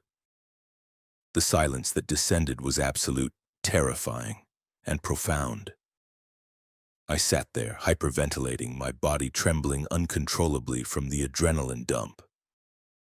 My forehead was pressed against the steering wheel and my eyes were squeezed shut, but the afterimage of that crawling, featureless blackness was burned onto the inside of my eyelids. After what could have been a minute or an hour, time had ceased to have any meaning. I finally found the strength to move. My hands shook so badly I could barely fit the key into the ignition. I turned it, and the engine, my faithful mechanical companion, roared back to life. I didn't wait. I didn't get out to inspect for damage. I got the truck straightened out and I drove. I didn't drive at a sensible speed. I pushed that truck as fast as it would go, my foot pressing the accelerator to the floor. My eyes were wide, scanning the darkness on either side of the road for any sign of movement, for any hint of that unnatural blackness. I didn't look in my mirrors. I didn't want to know if anything was following me. I drove like a man possessed for nearly an hour, the engine screaming, until I saw the blessed, beautiful, man-made lights of a small town on the horizon. I pulled into the parking lot of the first all-night gas station I saw, the bright, humming fluorescent lights of the canopy feeling like the warm, safe embrace of the sun. I stumbled out of the cab, my legs weak and unsteady, my body still shaking. I did something I had never done before in 15 years of driving.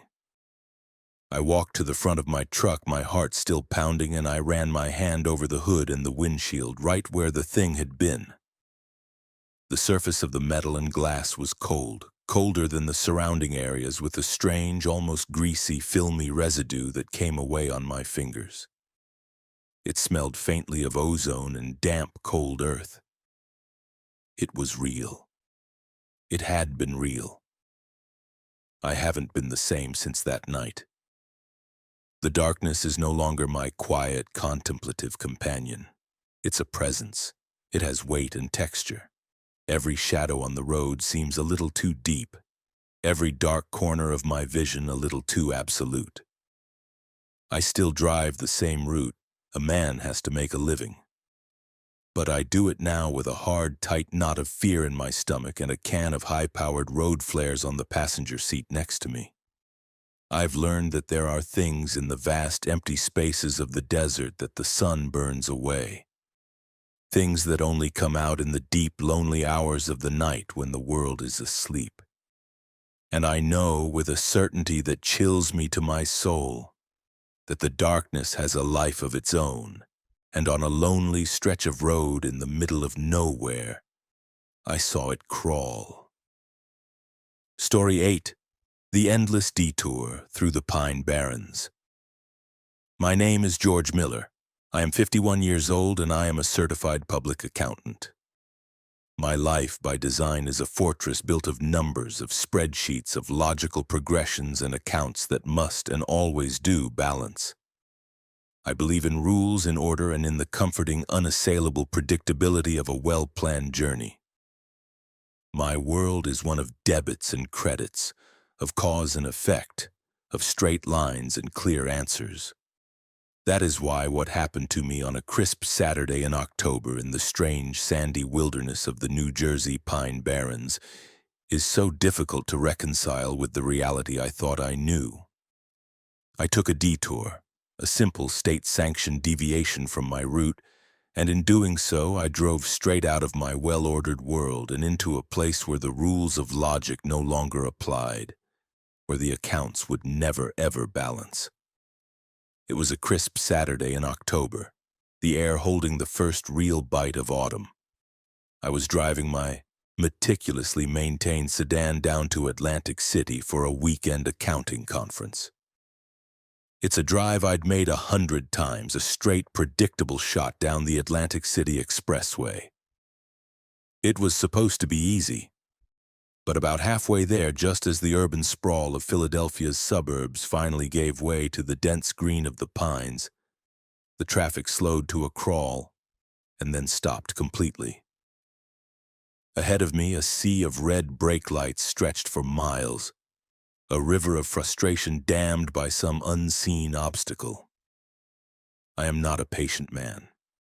Patience in my line of work is often a liability.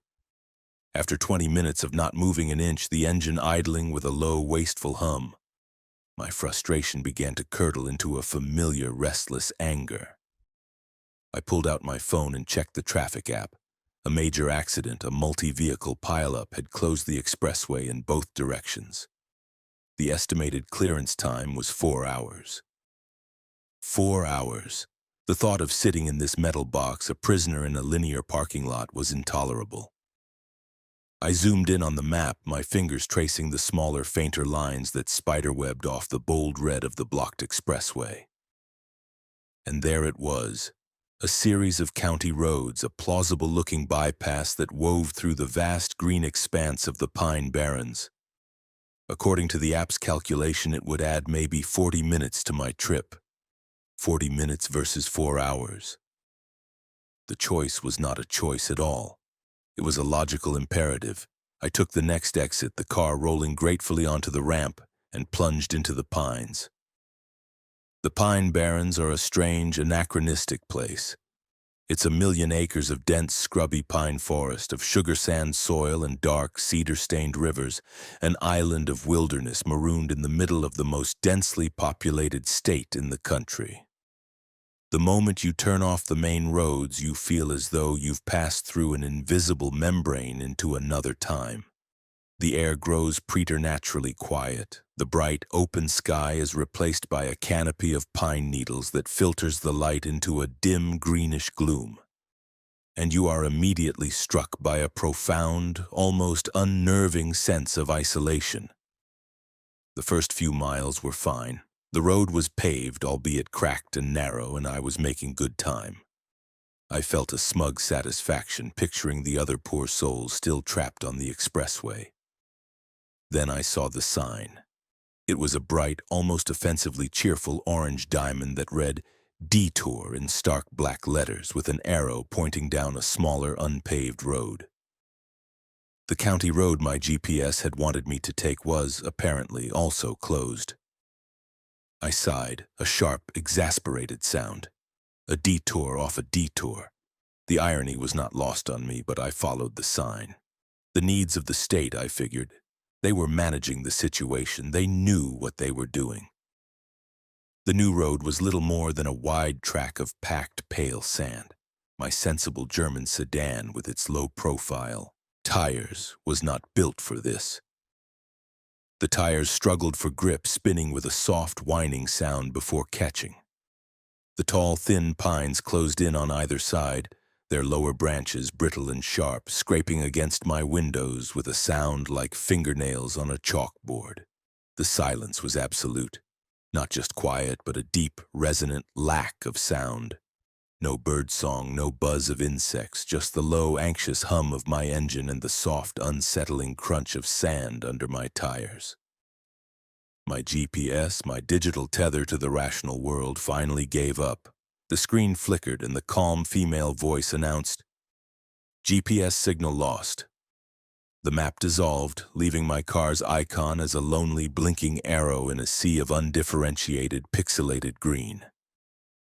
I drove for what felt like 20 minutes, my knuckles white on the steering wheel, my initial smugness evaporating into a low-grade anxiety. The sandy track twisted and turned with no discernible logic.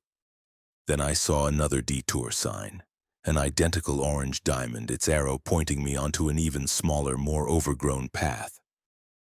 "This is getting ridiculous," I muttered to the empty car. But what choice did I have? I was in too deep to turn back now. The thought of navigating these sandy roads in reverse was unthinkable. I followed the arrow. The forest grew darker, more menacing.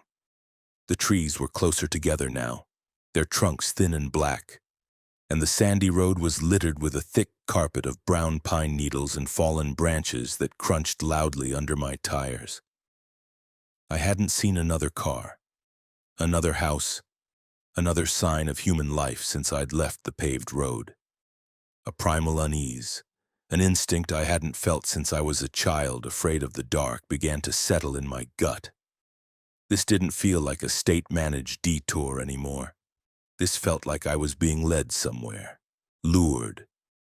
After another long stretch of anxious driving, the path came to a distinct fork, and there, wedged into the sandy soil between the two diverging tracks, was another detour sign.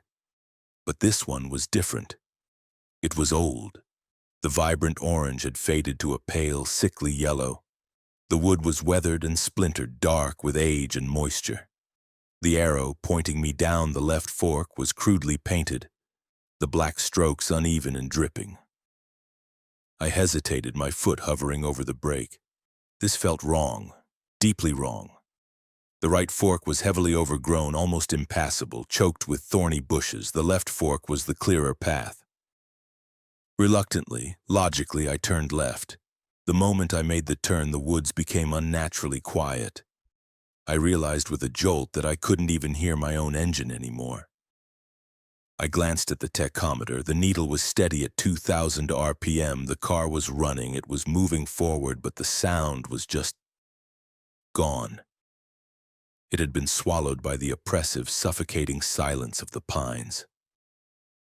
The air in the car grew cold, a damp chill that seeped through the vents. And I knew with a certainty that bypassed all logic and settled cold as ice in my bones that I was lost. Not just geographically lost, but fundamentally lost. These signs weren't leading me out. They were leading me in circles. They were playing with me. I drove for what must have been another hour, though time had begun to feel elastic and meaningless. My gas gauge, which had been nearly full when I left the expressway, was now hovering just above empty. The needle's descent seemed impossibly fast. Panic, a cold, creeping dread that I couldn't suppress with spreadsheets or reason, began to set in. I was going to be stranded out here in the middle of this silent, menacing forest with no phone, no GPS, and no fuel. Just as true black despair was about to take hold, I saw something up ahead, a shape, a figure standing by the side of the road. A wave of relief so powerful it made me dizzy washed over me. Someone else, a park ranger, a local, anyone, a person who could give me directions, who could point me back to the world of paved roads and cell service. I sped up, my heart soaring with a desperate, foolish hope. As I got closer, the hope curdled into confusion and then into sheer, unadulterated terror. It wasn't a person. It was another one of the detour signs, the old, weathered kind. And propped up against it, as if on display, was a scarecrow. It was a crude, horrifying thing, a folk art nightmare assembled from the detritus of the woods. Its body was made of old burlap sacks, bulging and misshapen, clearly stuffed with dry pine needles and leaves. It was dressed in a pair of tattered, mud-stained farmer's overalls. Its arms, made of twisted bark-stripped branches, were outstretched as if in a gesture of welcome, or perhaps a warning. But it was the head that made me slam on the brakes, the car skidding to a halt in the soft sand. It was a lopsided burlap sack, tied off at the neck with a piece of rough twine, and on it, someone had drawn a face in what looked like charcoal or black paint. 2 black vacant circles for eyes and a wide, stitched-on smile that stretched from one side of the head to the other. It was a rictus of insane, malevolent glee. I sat there, my car idling silently in the middle of the sandy track.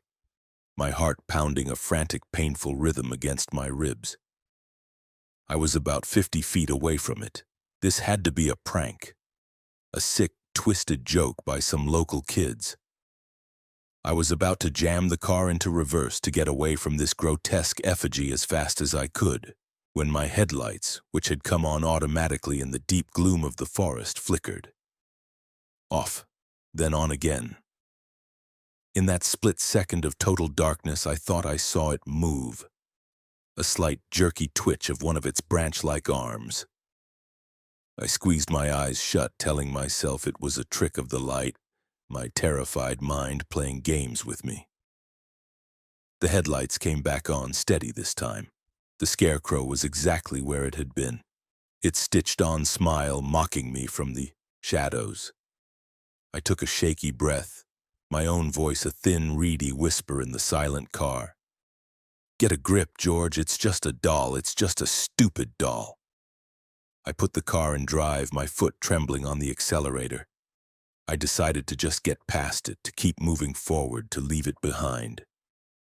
As I rolled slowly past the scarecrow, I kept my eyes locked on it, unable to look away, as if in a trance. And then it happened. As my car drew level with the sign, the scarecrow's head, the lopsided burlap sack with its insane smiling face, slowly turned. It wasn't a smooth movement. It was stiff, jerky, accompanied by the faint, dry, rustling sound of straw and pine needles shifting inside the sack. It turned its head on its twined neck and followed the movement of my car. Its black, painted-on, vacant eyes stared directly into mine. I screamed. It was not a sound I recognized as my own. It was a raw animal cry of pure, undiluted terror, a sound ripped from the deepest, most primal part of my brain. I stomped on the accelerator with all my might. The engine, finally audible again, roared to life, and the tires spun uselessly in the sand for a terrifying second before finding purchase. The car shot forward. I didn't care about the road anymore. I didn't care about the signs. I just had to get away. I veered off the sandy track, plunging directly into the dense pine forest. The orderly world of roads and rules was gone. Branches like skeletal arms scraped and screeched along the sides of my car, a sound that was blessedly, terrifyingly real. A large branch smashed against my windshield, the impact shuddering through the car's frame, the glass exploding into a spiderweb of cracks but not breaking through. I didn't slow down. I drove like a madman, weaving through the trees, guided by nothing but blind, shrieking panic. I don't know how long I drove like that. It could have been minutes or an hour. My world was a nauseating, chaotic blur of brown tree trunks, green pine needles, and the fractured, crystalline view through my cracked windshield. And then suddenly I burst out of the trees and onto blessed, solid, beautiful asphalt. I had crashed through the woods and onto the wide, paved shoulder of a major highway. I slammed on the brakes, my car lurching to a violent stop. I was shaking so violently I could barely breathe, my teeth chattering. I looked around, disoriented. Cars were speeding past at 70 miles per hour, their drivers giving my battered sedan strange, fleeting looks. I looked back at the woods I had just emerged from. There was no sandy track. There were no detour signs. There was just a dense, impenetrable wall of pine trees, as if the forest had sealed the entrance behind me. I was back on the Atlantic City Expressway. Up ahead in the distance, I could see the flashing red and blue lights of the accident I had tried to avoid hours ago. I had driven in a circle, a horrifying, impossible loop through a place that shouldn't exist, and ended up right back where I started. I managed to get the car back on the road and pulled into the now moving line of traffic. I sat there, my hands trembling on the wheel, my heart feeling like it was going to beat its way out of my chest. My eyes fell to the gas gauge. The needle was on full. I never made it to the conference. I took the next exit and drove straight home, the journey a blur of shock and disbelief. I sold the car the next week. I couldn't stand to look at the deep, angry scratches gouged into its sides or the spiderweb of cracks in the windshield. They were physical, tangible reminders of a place that was not physical, not tangible. A place where the rules of the world break down. I don't take detours anymore. I stick to the main roads, to the world of logic and numbers and balanced accounts. But sometimes, late at night, when the house is quiet and I close my eyes, I can still see it.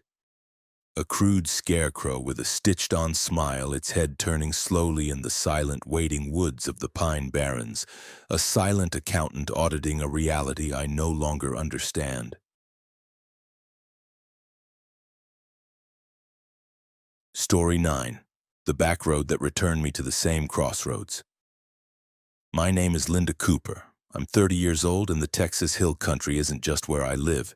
It's in my blood. I know its roads like the lines on my own palm.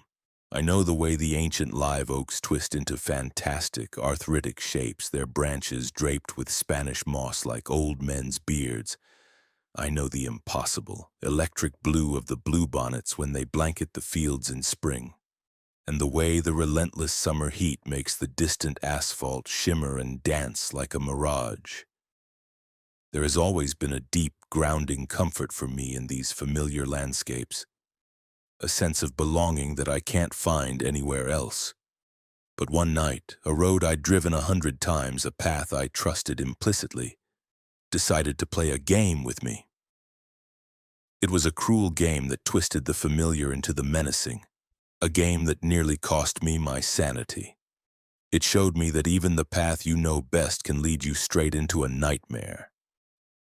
It was a Friday night in late summer, the kind of Texas night where the heat of the day lingers in the earth long after the sun has gone down. I was driving home from my friend Sarah's house. Her family has a ranch deep in the hills, a beautiful, sprawling property that feels a world away from everything. The drive back to my small house in Fredericksburg is about an hour, a journey I've made countless times at all hours of the day and night. There are two ways to go. You can take the main highway, a wide, well-lit artery that's faster but sterile and boring, flanked by gas stations and the occasional chain restaurant. Or you can take the scenic back road, a winding 2-lane ribbon of asphalt called Willow Creek Pass. I almost always chose the pass at night. It was quiet, achingly peaceful, and the stars out, there, away from the light pollution of even a small town like Fredericksburg, are just breathtaking. They spill across the inky black sky in a thick, glittering belt, so bright you feel like you could reach out and touch them. That night was no different. I said my goodbyes to Sarah, promising to come back soon for another long evening of catching up on her porch. I climbed into my trusty pickup, the cab still warm from the day's sun, and turned onto Willow Creek Pass. The moon was full and low in the sky, a perfect polished silver dollar that bathed the rolling hills in a soft, ethereal glow. It was so bright it cast shadows. I rolled my windows down, letting the warm, dry air whip through the cab, carrying the clean, earthy scent of dust and cedar.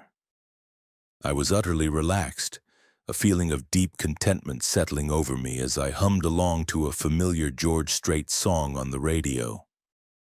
About halfway through the drive, maybe 30 minutes in, I passed the old crossroads. It's a local landmark of sorts, a place everyone around here knows as the Dead Oak Crossroads. It's where Willow Creek Pass intersects with an old, abandoned farm road that has long since been reclaimed by weeds and dust. And right at the center of the intersection, like a grim monument, stands a massive ancient oak tree. It was struck by lightning years ago, a violent act of nature that killed it instantly but left its colossal frame intact. It's completely dead, its bare, skeletal branches reaching up to the sky like the gnarled, imploring fingers of a buried giant. It's a little spooky, I'll admit, but also starkly beautiful in its own way, especially when silhouetted against a moonlit sky. I noted it as I drove past, a familiar milestone on my journey home, the halfway point. I kept driving, the truck eating up the miles. The road twisted and turned, rising and falling with the gentle contours of the land. I passed the Miller Ranch with its long white fence, then the old, collapsed stone wall that marked the edge of the original German settlement. Familiar sights, all of them. I was getting close to town. I could feel it. The landscape was beginning to flatten out, the hills giving way to the plains that surround Fredericksburg. I figured I had another 10, maybe 15 minutes to go. Then up ahead, my headlights picked out a familiar shape against the horizon, a massive tree, its branches stark and leafless. As I got closer, my stomach gave a strange, confused lurch. It was the crossroads, with the big, dead oak tree standing sentinel in the center. I slowed the truck to a crawl, my brow furrowed in a deep, confused frown. That was impossible. Utterly impossible. I had passed the crossroads a good 20 minutes ago. Had I somehow turned around without realizing it? My mind raced, trying to find a logical foothold. I'm not a drinker, and I was wide awake, alert. I couldn't have made such a fundamental, disorienting mistake. I pulled the truck over onto the gravel shoulder, the crunch of the tires sounding unnaturally loud in the sudden quiet. I must have gotten turned around. Maybe I'd taken a wrong turn onto another ranch road that looked similar, one that looped back onto the pass. It was the only explanation that made any sense, even if it felt thin. Feeling a little foolish and more than a little unnerved, I put the truck in gear, made a wide U-turn, and headed back the way I came. This time I was determined to pay closer attention. My eyes were glued to the road, scanning the darkness on either side for the turnoff I must have missed, the point where I'd gone wrong. But there was nothing. The road was a continuous, unbroken line. There were no other intersections, no other paved roads branching off. It was just Willow Creek Pass, the same road I'd been on all along, flanked by barbed wire fences and the dark, sleeping shapes of the hills. After another 15 or 20 minutes of driving, a cold, hard knot of dread began to form in the pit of my stomach. Up ahead, illuminated once again by the stark white beams of my headlights, was the crossroads. And the dead oak tree. I was back, again. This time real fear began to set in, a cold, creeping sensation that prickled at the back of my neck. This wasn't a mistake. This wasn't a wrong turn. The road itself was doing this. It was leading me back here, trapping me in a geographical loop. The peaceful, familiar road had become a prison, its gentle curves now feeling like the bars of a cage. I stopped the truck, this time right in the middle of the intersection, directly under the skeletal branches of the dead oak. I killed the engine. The silence that descended was absolute and terrifying. The familiar, comforting night sounds of the hill country, the chirping of crickets, the distant call of a whip-poor-will, the rustle of unseen things in the tall grass, were gone. It was a dead, heavy, vacuum-like silence that pressed in on the cab of the truck, making my ears ring. It felt like the world outside my windows had ceased to exist. My hand trembled as I reached for my phone, already knowing what I would find. No service, of course. The bars were completely empty. I opened my GPS app. The little blue dot that represented my truck was sitting right at the intersection of Willow Creek Pass and the old farm road. The map showed the road continuing on towards town, a clear path forward. It showed the road I had just come from, a clear path back. It gave no indication of the impossible, maddening loop I was trapped in. According to the digital world, everything was normal. My own senses were screaming that it was not. I had to try something different. The definition of insanity, my dad used to say, is doing the same thing over and over and expecting a different result. I had come from the west and was trying to go east. The loop was preventing that. But the crossroads had two other paths. The old farm road, little more than a dirt track, intersected the pass running north and south. It had to lead somewhere, Anywhere was better than here. I started the truck again, the sudden roar of the engine a welcome violent intrusion into the oppressive silence. I took a deep breath, my heart hammering against my ribs, and turned the wheel hard to the right, heading south on the dirt road. The truck rattled and shook, the suspension groaning as the tires bounced over the rutted, dusty track. But at least it was a different direction. It was progress. It was a choice.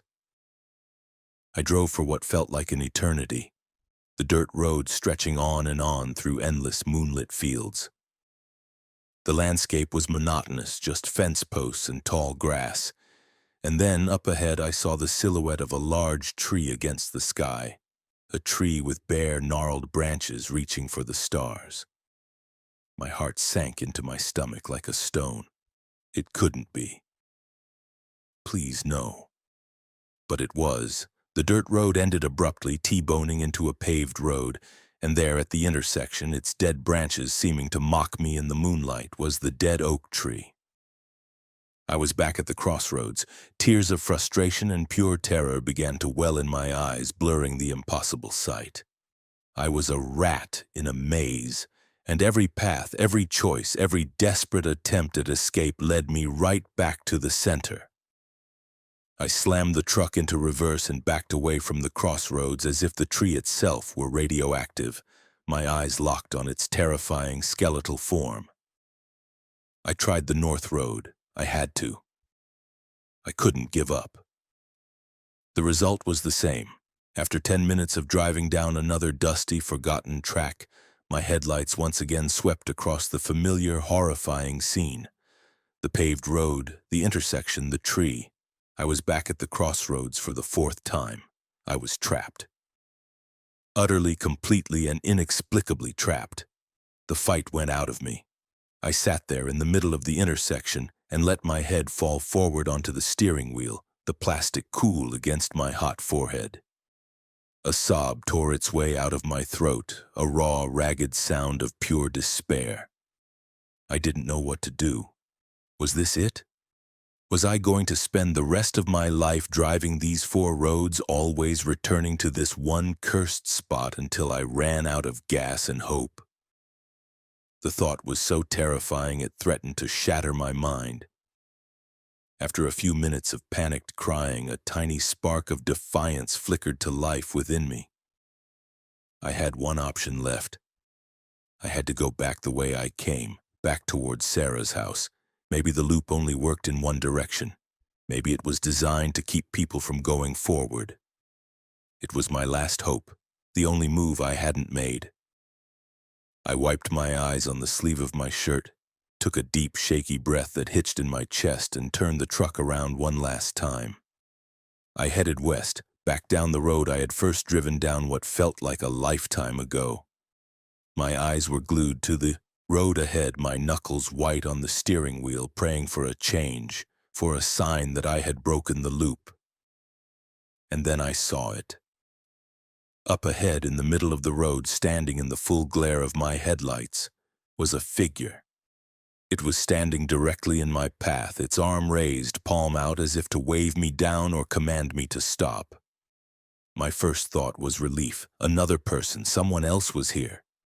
But as I got closer, the relief curdled into a confusion so profound it bordered on nausea. It was a woman. As my headlights illuminated her more clearly, my blood ran cold and my heart felt like it stopped beating altogether.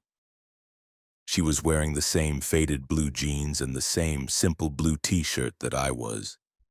She had the same shoulder-length brown hair, whipped across her face by a wind I couldn't feel.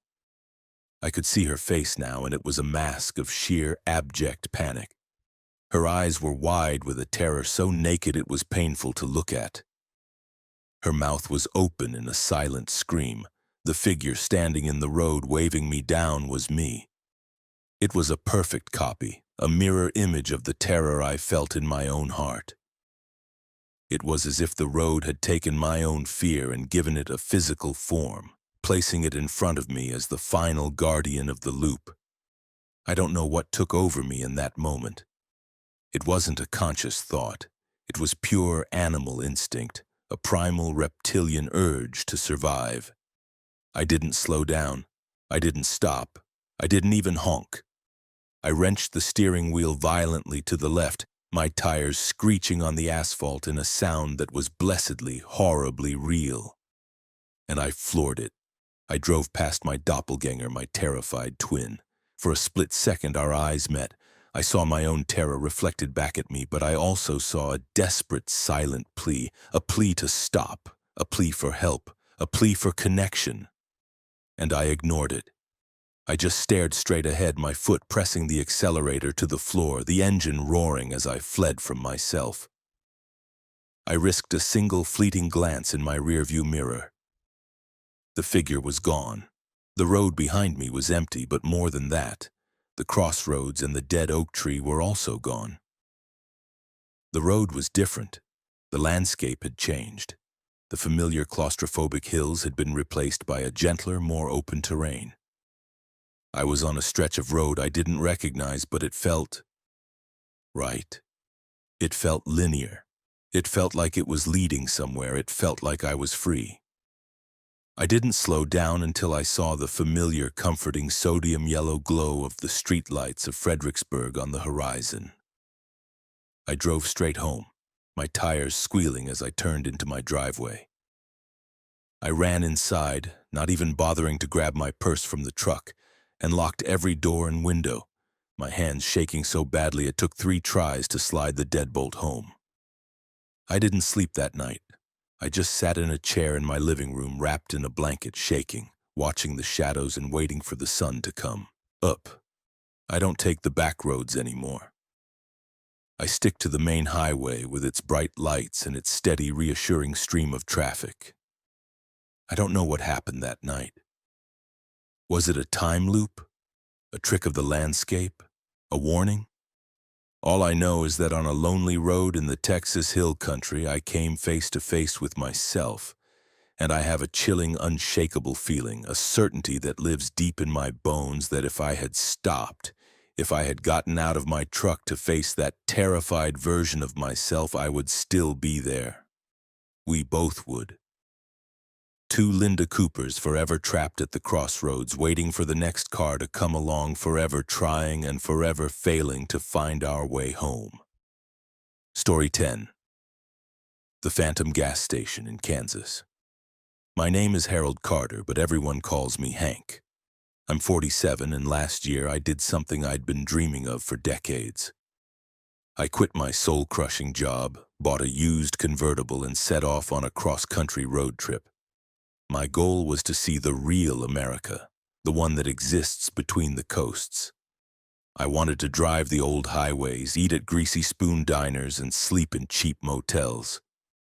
And for 2 glorious weeks, that's exactly what I did. But on a long, desolate stretch of U.S. Route 50 in western Kansas, my journey took a turn into the twilight zone. They call that part of Route 50 the loneliest road, and it's a fitting name.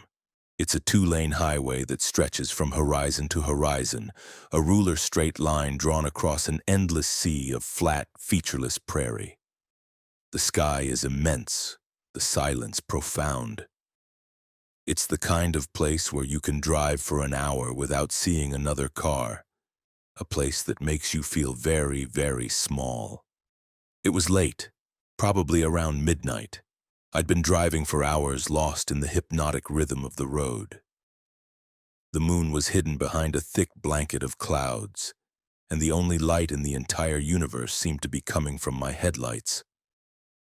I was feeling good, content, alone with my thoughts. And then, the little orange gas pump icon on my dashboard lit up. My heart sank. I'd been keeping an eye on the gauge, but I'd misjudged the distance to the next town. Out here, next town can mean 100 miles. I checked my phone. No service. I checked the car's GPS. The nearest town it listed was still 70 miles away. I did the math in my head. I wasn't going to make it. A cold, sharp panic began to set in. The vast open space that had seemed so beautiful and liberating a moment ago now felt menacing and hostile. The idea of being stranded out here in the middle of nowhere in the dead of night was terrifying. I slowed down, trying to conserve what little fuel I had left, my eyes scanning the impenetrable darkness on either side of the road for any sign of life. And then I saw it. At first, it was just a faint, warm glow on the horizon, a tiny pinprick of light in the overwhelming blackness. As I drove closer, the glow grew brighter, resolving itself into the unmistakable shape of a gas station. It was a small, independent place, the kind you don't see much anymore. It had a single, vintage-style pump out front and a small, brightly lit office. A sign above the door written in cheerful, looping neon read, "Charlie's Fill and Go." Relief washed over me so powerfully it felt like a physical wave. It was a miracle, a beacon of hope in the middle of the prairie. I pulled off the highway and rolled up to the pump, my car's engine sputtering as if on its last breath. The station was like a time capsule from the 1960s. The pump was the old-fashioned kind, with a spinning mechanical dial instead of a digital display. The office was small and clean, its windows filled with dusty cans of oil and old advertisements. A man emerged from the office, wiping his hands on a red rag. He was older, probably in his late 70s, with a kind, weathered face and a full head of white hair. He wore clean, pressed overalls with the name Charlie stitched on a patch over his heart. "Evening, friend," he said, his voice a friendly, gravelly drawl. "Looking a little low there." "You're a lifesaver, Charlie," I said, my voice filled with genuine gratitude. "I thought I was going to be spending the night out here with the coyotes." He chuckled. "Nah, can't have that. We're always open for folks in a jam. Fill her up?" "Please," I said, getting out of the car to stretch my legs. The air was cool and smelled of rain and distant earth. Charlie unscrewed my gas cap and put the nozzle in. The old pump whirred to life, the numbers on the dial spinning. "Cross-country trip?" he asked, making small talk. "Yes, sir," I said, living the dream. "Good for you," he said, nodding. "This is the country to see. People are in too much of a hurry these days. They fly over all the good parts." We chatted for a few minutes as the tank filled. He spoke in old-timey slang, calling things the bee's knees and referring to money as clams. He was charming, a genuine piece of old-school Americana. He told me he'd been running this station for 50 years, ever since he got back from the war. When the pump clicked off, he topped it up carefully and screwed the cap back on. "That should get you where you're going," he said with a smile. "How much do I owe you?" I asked, pulling out my wallet. He named a price that was surprisingly cheap. I pulled out my credit card. Charlie shook his head. "Sorry, friend. Machine's on the fritz. Has been for a while now. Cash only." "Of course," I said, not surprised. I always kept a $100 bill tucked away in my wallet for emergencies. This certainly qualified. I handed it to him. He took the bill and went inside the office. A moment later, he came back with my change, a collection of old, worn bills. "There you go, friend. Drive safe now. The road can play tricks on you out here, at night." I thanked him again, got back in my car, and started the engine. It purred to life, no longer sputtering. As I pulled away from the station and back onto the highway, I felt a strange wave of drowsiness wash over me. My eyelids felt heavy and my head felt fuzzy. I figured it was just the relief in the late hour finally catching up with me. I drove for about a mile, and then, out of habit, I glanced in my rearview mirror to take one last look at the little oasis of light that had saved me. The gas station was gone. I blinked, my heart suddenly pounding. I looked again. There was nothing there, just the flat, empty prairie stretching out into the blackness. The warm, inviting glow of Charlie's Fill and Go had completely vanished. It was as if it had never been there at all. I slammed on the brakes, my car skidding to a stop on the empty highway. I turned and looked back. Nothing. Just darkness. My mind raced, trying to make sense of what I was seeing. Had I imagined it? Was I so desperate for gas that I had hallucinated the entire encounter? But the drowsiness was gone, replaced by a jolt of adrenaline, and my gas gauge, which had been on empty, was now pointing to full. And then I remembered Charlie's parting words. The road can play tricks on you out here at night. A cold dread washed over me. I had to be sure. I fumbled in my pocket for the change he had given me. It was still there. But as I looked at the bills in the dim light of my dashboard, I saw that they were old. The $10 bill had a smaller portrait of Alexander Hamilton. The 5 was a silver certificate. They were real money, but they hadn't been in common circulation for decades. My hands started to shake. I pulled out my wallet to check for the emergency $100 bill I had given him. It was still there, tucked neatly into its fold.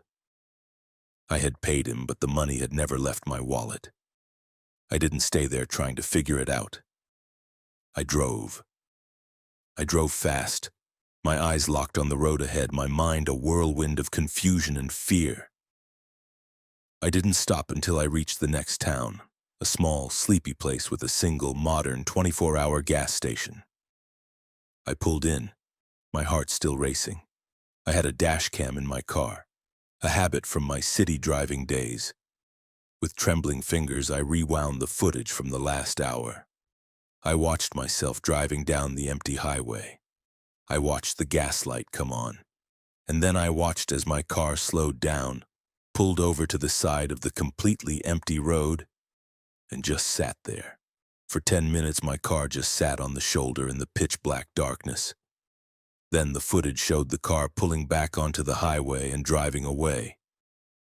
There was no gas station, there was no Charlie, there was just my car sitting motionless in a void. I sat in the brightly lit parking lot of the real gas station for a long time, the dashcam footage playing on a loop. The evidence was undeniable. I had hallucinated it all. But the gas tank was full. The old money was in my pocket, the $100 bill was in my wallet. The facts were a series of contradictions, a logic puzzle with no solution. I finished my road trip, but the joy was gone, replaced by a lingering sense of unease. The real America I had set out to find was stranger and more mysterious than I had ever imagined. I learned that there are places where the past and present bleed together, where the veil between worlds is thin.